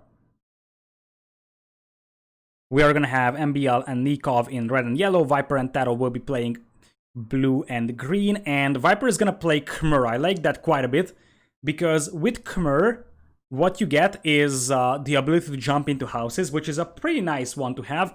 And in the meanwhile, TaToH is going to play Malians, which is just a solid archer civ as it is. And also remember that you don't need to have Arblast for this map for your archer civ, as I need to restart my game because thanks the moments. So with Malians, you don't really need Arbs on a map like this. Same reason for Celts, because this map is very, very unlikely to go into Imperial, even less likely to go into post-Imperial, so you are fine with a civ that only has crossbows and has a good eco behind that one, and Malians is great for that. Celts are great for that, but Celts are probably reserved for Enemy Archipelago, and since Italians and Berbers have been used up, there is not a lot more archer civs that GL does have.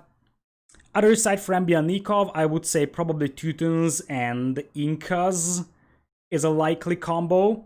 Tatars and Indians are gone, so Teuton Inca is a very, very realistic possibility. Malians have Arbs, but they don't have Bracer. So what I meant by not having Arb or not having is mainly not having fully upgrade Arb, because ideally you want your archer civ to have fully upgrade Arblasts. Because if the game goes very, very long, then you need that. So let's say if your opponent is playing Chinese or Ethiopians, you need fully upgrade Arbs, otherwise you will just die to their Arbs. So Celts aren't really suitable as a pure archer civ in 2v2. Who had Tatar's last game? It was MbL and Nicov.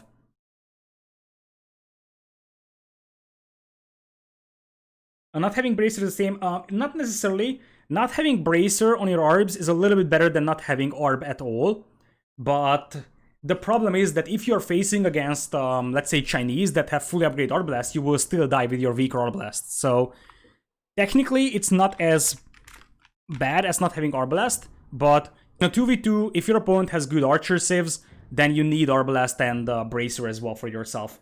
And also archer armor. Otherwise, you will just die to the archer civilization. Anyways, here we are. This is game number 5 in a best of 7 in between Viper+TaToH and MbL Nicov. This is Empire Wars Duo Semifinals. We are gonna have Viper and TaToH to the southern part of the map. As I said, this is River Belt, super aggressive and open map. Viper is dropping a stable over here, and he's playing Khmer in green, and we'll have TaToH as blue Malians. We have Aztecs for Nicov in yellow, somewhat surprisingly, and MbL is playing Incas. The Incas is not surprising, the Aztecs are, but honestly, this could actually go down very, very fast. I would have imagined something different for Nicov, because I feel like wasting Aztecs on a map like this is, as I said, a little bit wasteful. But the way this works out is that you have the players very, very close to each other. There's a swamp in the middle with all the relics. There's a river belt, as the map name indicates, and in the corners there is a bunch of golden stone on the islands, but we rarely get here. So let's see what we are gonna have. Aztecs will have a great eagle and archer opening, and that's one of the most aggressive openings that you can have in Empire Wars. The faster working military buildings really helps out quite a bit, and it appears that's the plan here for Nicov. On the other side, for MbL, that's basically the same thing. So they are doing the exact same thing here, archers and eagles. The problem is that Viper is gonna have scouts out, and scouts are pretty good against this type of an opening, and Viper can also jump into houses. What matters is how TaToH is going to be able to defend against the archer and eagle opening here. Because I like the idea of this one, but I feel like scouts could be a bit of a concern here for MbL Nicov. Anyways, for now, Viper is off from gold. He's just going for scouts. If there is a few spears here for MbL, this could be completely different. But see, 4 scouts should be able to clean this one up relatively easily.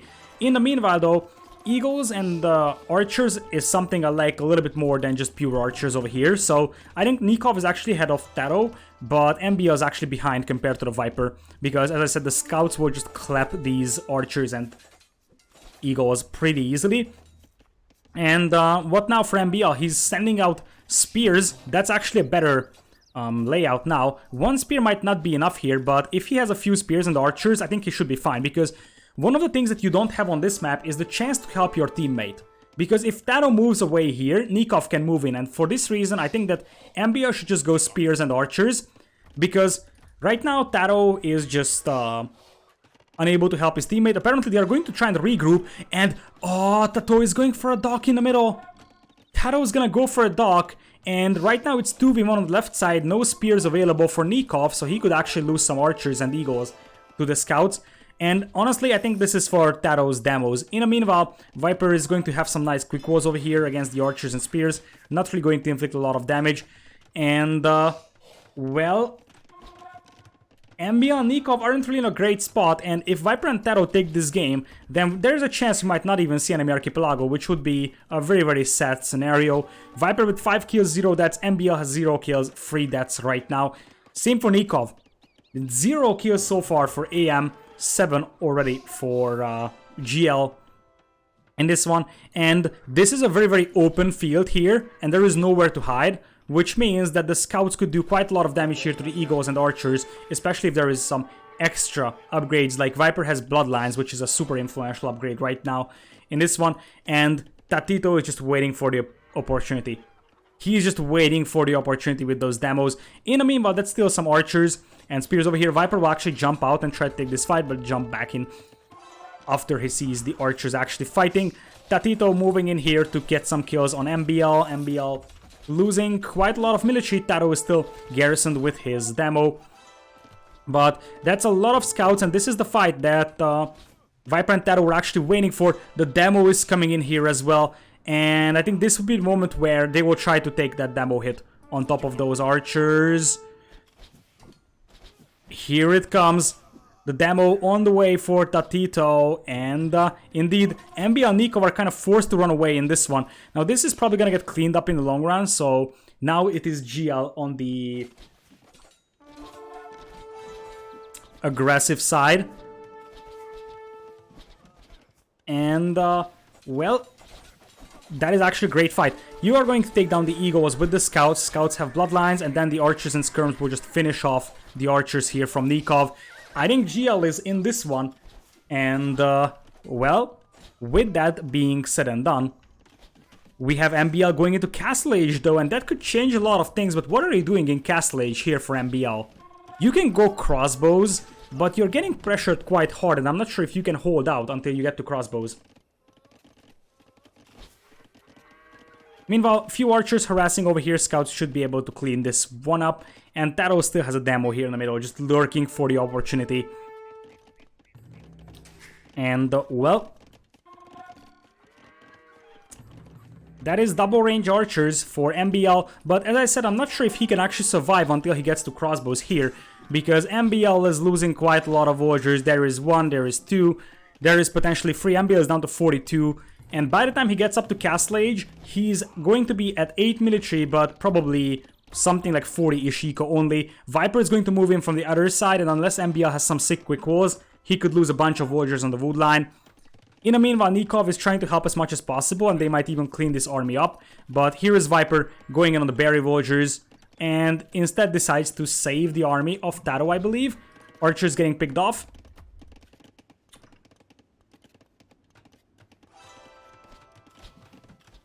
So, with that, there is not a single spearman in this one. There's actually one, okay, so you could snipe that one down with the archers and then take the fight with the scouts. MbL, though, up to Castle Age, so he's gonna have the crossbows dropping additional town centers over here. The spearman dies, and that means that the scouts can do a lot of damage, and MbL still without crossbowmen. Just gonna get it right now, but that's not a lot of archers to have. Let's see what he can get out of those crossbows. I don't think he's gonna get much. He needs the reinforcements from that archer range. He's still going to be able to pick off the scouts here, apparently, with the crossbows, and now the advantage could be on the side of MbL's team. We will have a defensive tower from TaToH on the gold line, and TaToH is adding additional demos. On the outside, Viper is going for a fish boom, though, and Viper has pretty decent food income. We could just flood the maps with knights or even elephants. Basically, the distance to cover here is so small that elephants could work so well here as well, especially against double Mezzo. That could be pretty strong, and TaToH is also coming in here with the archers. If he's smart, he's going to wait until he gets the crossbow upgrade and then moves in to kill the villagers on the gold mine.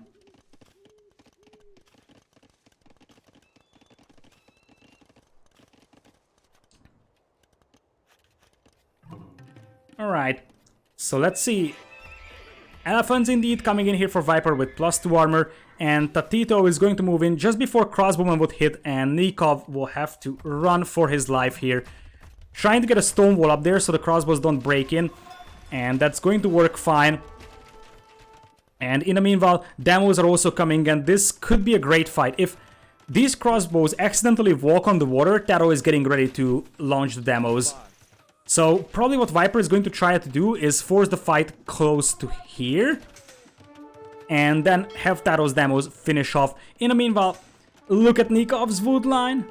Feels bad, man. 18 idols right now from Nicov, and the elephants are slowly steamrolling this one. Viper and TaToH are actually coming back in this one as the ego transition is going to happen from Nicov. But what are you going to do against the elephants? It is just going to be a massive amount of elephants. And the other thing, TaToH has the pond in the middle. So he can just drag those eagles into the middle of the pond and then sink them with demos. And I think that's going to be the plan. He even goes for War Galley, which means that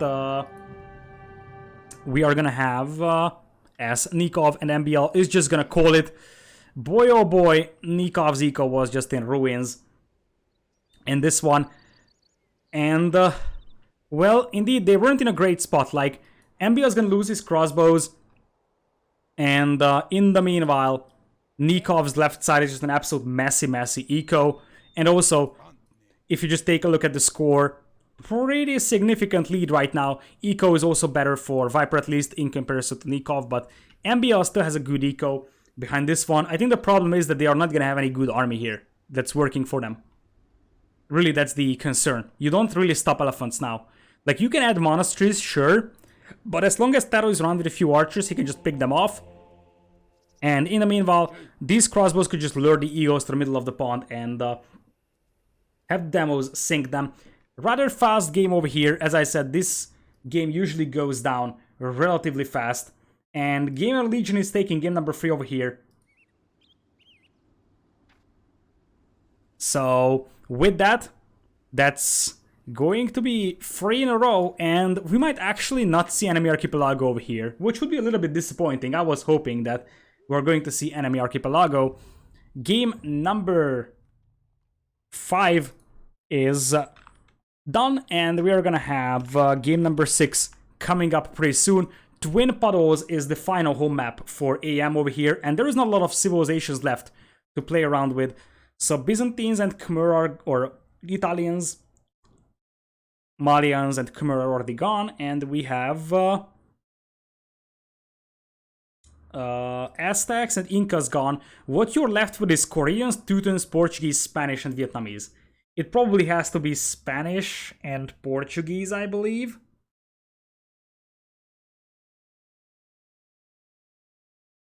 On the other side, potentially Byzantines and Slavs, or Japanese Slavs, is my guess. Technically, Goths and Slavs could also, or Goths and Japanese or Byzantines could also be an idea. So the possibility is there, but I feel like Goths will be left out of the party over here.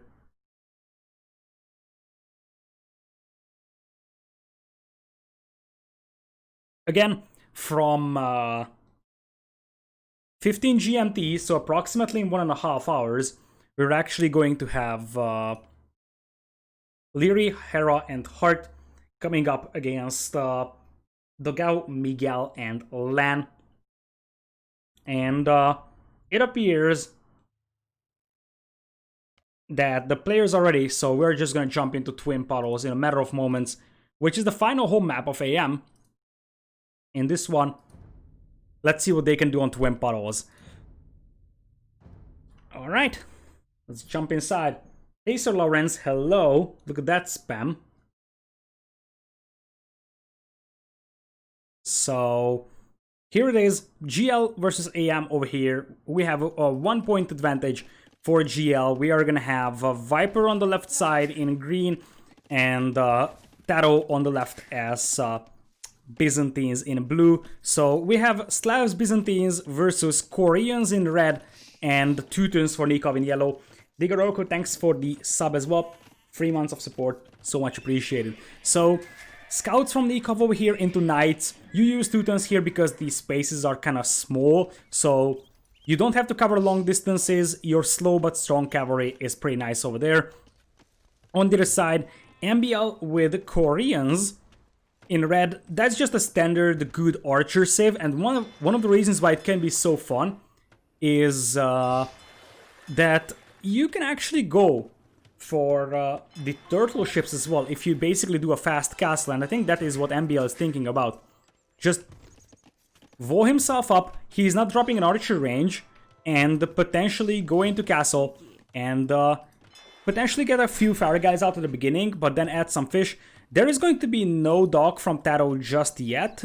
Viper is gonna drop a dock himself, or at least he's trying to, but that is Nicov picking off one villager over here. Viper has to fall back to defend against those scout arenos. And in the meanwhile, we will have team wars from TaToH over here with Byzantines. Byzantine Policides also get a little bit of an HP boost, which is nice in comparison to Viper's Policides. And Nicov is also in there, picks off another villager. So with that, Viper is 2 villagers behind compared to everybody else. Just a single spearman marching forward from MbL.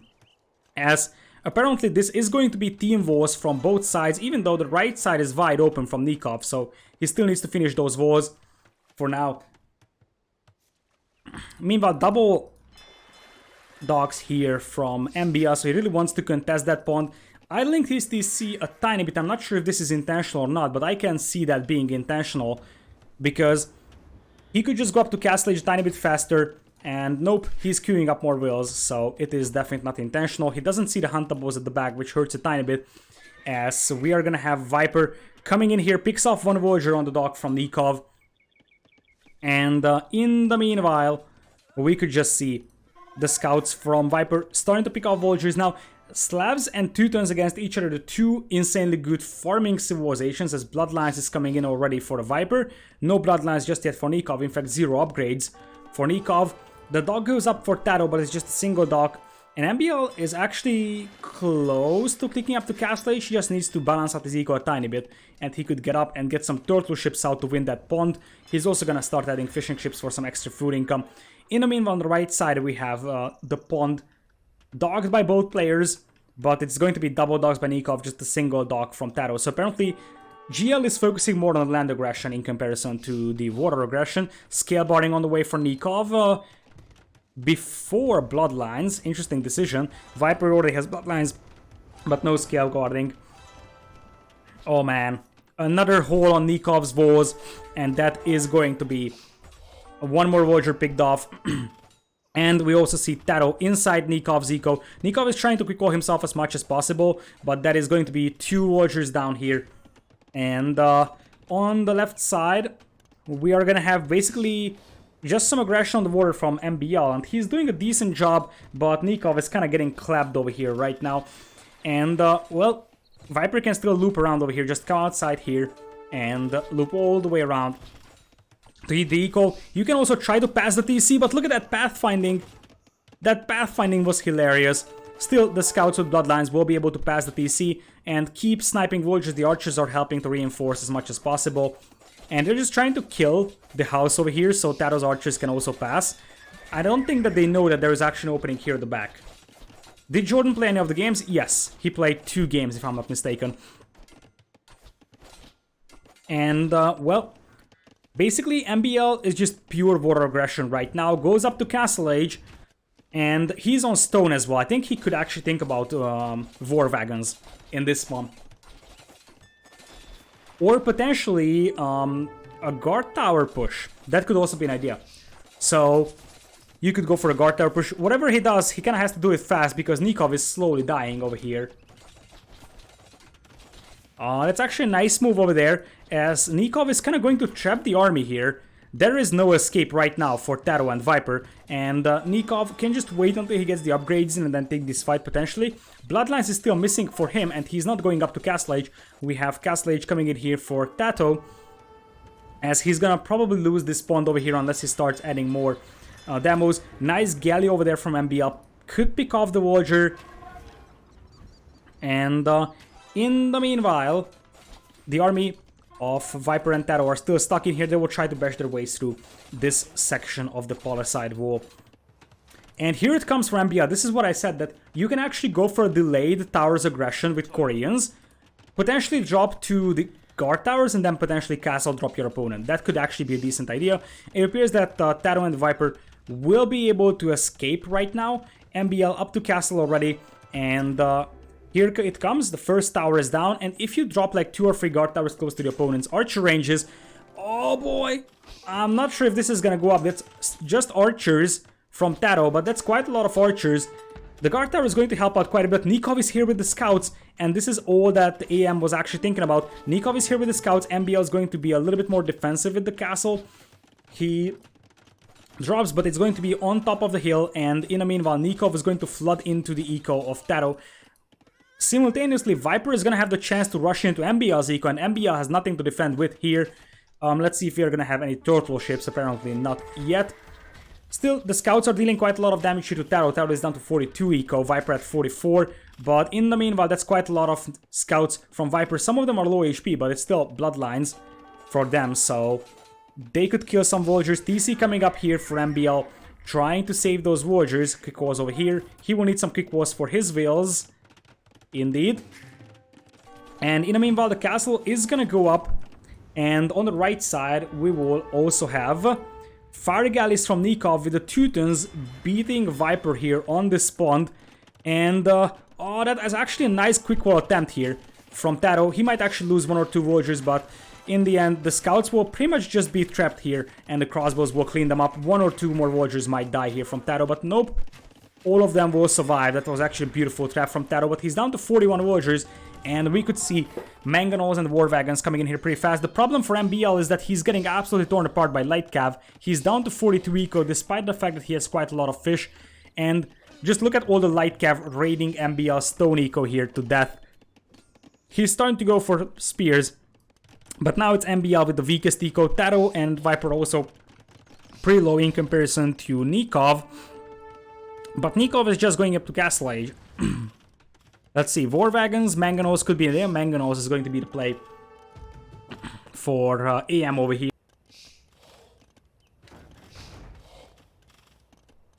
So, with that, first Mangonel is out, and MbL is just gonna mine stone over here. I could see like a Mangonel plus guard tower push here happening for MbL, especially considering he has 0 villagers on gold. His wood line is exposed as well. Nicov is going to help out here with the knights, but he's going triple stable, so they want to finish this game off here. So, going on with triple stable knights, you could potentially clean this one up over here, and even this crossbowman aggression. Few villagers from Nicov could also die to light caps here, but most of these light caps are relatively weak, so eventually the spears will clean them up. Meanwhile, on the left side, the second Mangonel is on the way, and well, they're gonna get through the house. We will have Sensity on the way for TaToH. Is he planning to go for redemption and convert the Mangonels? In the meanwhile, nice trap over there, by the way. That's a beautiful trap. It's not actually completely logged in, but Viper's knights weren't able to get into Nikov's eco here. Viper is coming in with more and more and more knights in this one. And in the meanwhile, remember that MbL lost quite a lot of villagers. Nicov is down to 43. That's the weakest in the game, and that's a lot of knights to fight against. Second DC on the way for Nicov. And MbL is still doing a decent job pushing. One of the things that you can do if you're TaToH is go for your own guard towers as defense. So, let's see what we have here. We will have the knights coming in. Viper does have +1 attack but no armor, and the Nicov only has +1 armor on those units. And also, in the meanwhile, Viper is not giving up on the pond. In fact, he did a second dock over here, and now he's counterattacking Nicov. Left-hand side pond is in the hands of MbL, but he isn't really able to push into TaToH's base, being totally honest. And in the meanwhile, MbL's eco is also getting picked off by crossbows everywhere. He's just having no place to chop wood at, and also very few places to go for gold on. Like, he's trying to go for this gold pile, but this could still be denied by a few crossbows on this side. And Viper is coming in here with the knights. So, with this many knights, that's a lot of villagers that is going to die. MbL still with 55 eco, which is comparable to TaToH's eco, but Nicov is at 48 compared to Viper's 62. And if you take a look at the left side, finally War Wagons are on the way. TaToH trying to convert, at least he's going to try to convert once there is the War Wagon up on the field. And as expected, what TaToH has to go for is indeed a guard tower defense. That's the best thing that you can do against the opponent's guard towers. That could be a huge mango shot though, and TaToH is going to have to bail on that one. But that is a conversion, and that's an awful situation. I think I saw TaToH converting one Mangonel, and MbL deleted the other one, right? Probably MbL wanted to delete the one that was being converted, but deleted the wrong one. And now it's a tower up for TaToH. It's still just a watchtower, but if he gets the guard towers, I think he can actually defend against this one. In the meanwhile, MbL is losing quite a lot of villagers. Viper booming on the right hand side, 63 eco and 61 against 55 and 51. I don't think it was 2 conversions because the 2 Mangonels were right on top of each other, but regardless of that, very nice defense over there from TaToH. And well, in the meanwhile, he's doing an excellent job just picking off all the villagers from MbL. Look at that. 50 villagers to MbL, and that's just gonna be even smaller. I don't even think this tower goes up. And that means that MbL is just gonna lose a huge amount of villagers with no stone income. Technically, he could mine stone over here still, but everybody is just focusing on MbL right now. Where is Nikov's cavalry? Nicov is making cavalry on one stable only right now. So Nicov has 21 military, and the reason why we're not seeing Nikov's cavalry is because he's within Viper's base. That is why. He just ran into Viper's base trying to deal damage, but there is also Viper with the Slavic pikeman taking this fight potentially, and well, being honest, this is not a great fight for Nicov by far. Pikemen against knights are just gonna clap the knights. Nicov is dropping in military down to 13, and in the meanwhile MbL is down to 52 eco. TaToH has 30 army, Viper has 21, MbL and Nicov combined for 20 overall. And that's not great. TaToH is imping. TaToH is imping with Byzantines, goes for a defensive castle over here. He will try to get some conversion on the Mongols right now, and I'm not sure if that's gonna happen. But he can convert the war wagon, and I'm pretty sure that the castle is gonna go up. Traps will happen for TaToH, take down the castle. And then it should be a game, I believe, for TaToH and Viper. After a 2-game deficit, they are actually in a position to come back 4-2. And unfortunately for us, we might not see enemy archipelago. Indeed, Nicov is just gonna call it, because he just lost his entire army. And in the meanwhile, if you take a look at MbL's base, MbL has no gold income. MbL's eco is just very messy right now as it is. And with that, it is GL in the finals to face off against either Leary, Hart, and Hera, or Miguel, Dogao, and Lan. Viper had a crazy eco, and if you take a look at the KDs, Viper 60 kills, 37 deaths. And TaToH also was pretty decent overall. He, in the end, got 2 conversions only. So, by the way, that wasn't a converted mango, because he converted 1 mango and he converted 1 war wagon. So, it was only 1 mango converted out of the 2. And with that, that is game number 6 over here. Congratulations to GL for being able to win.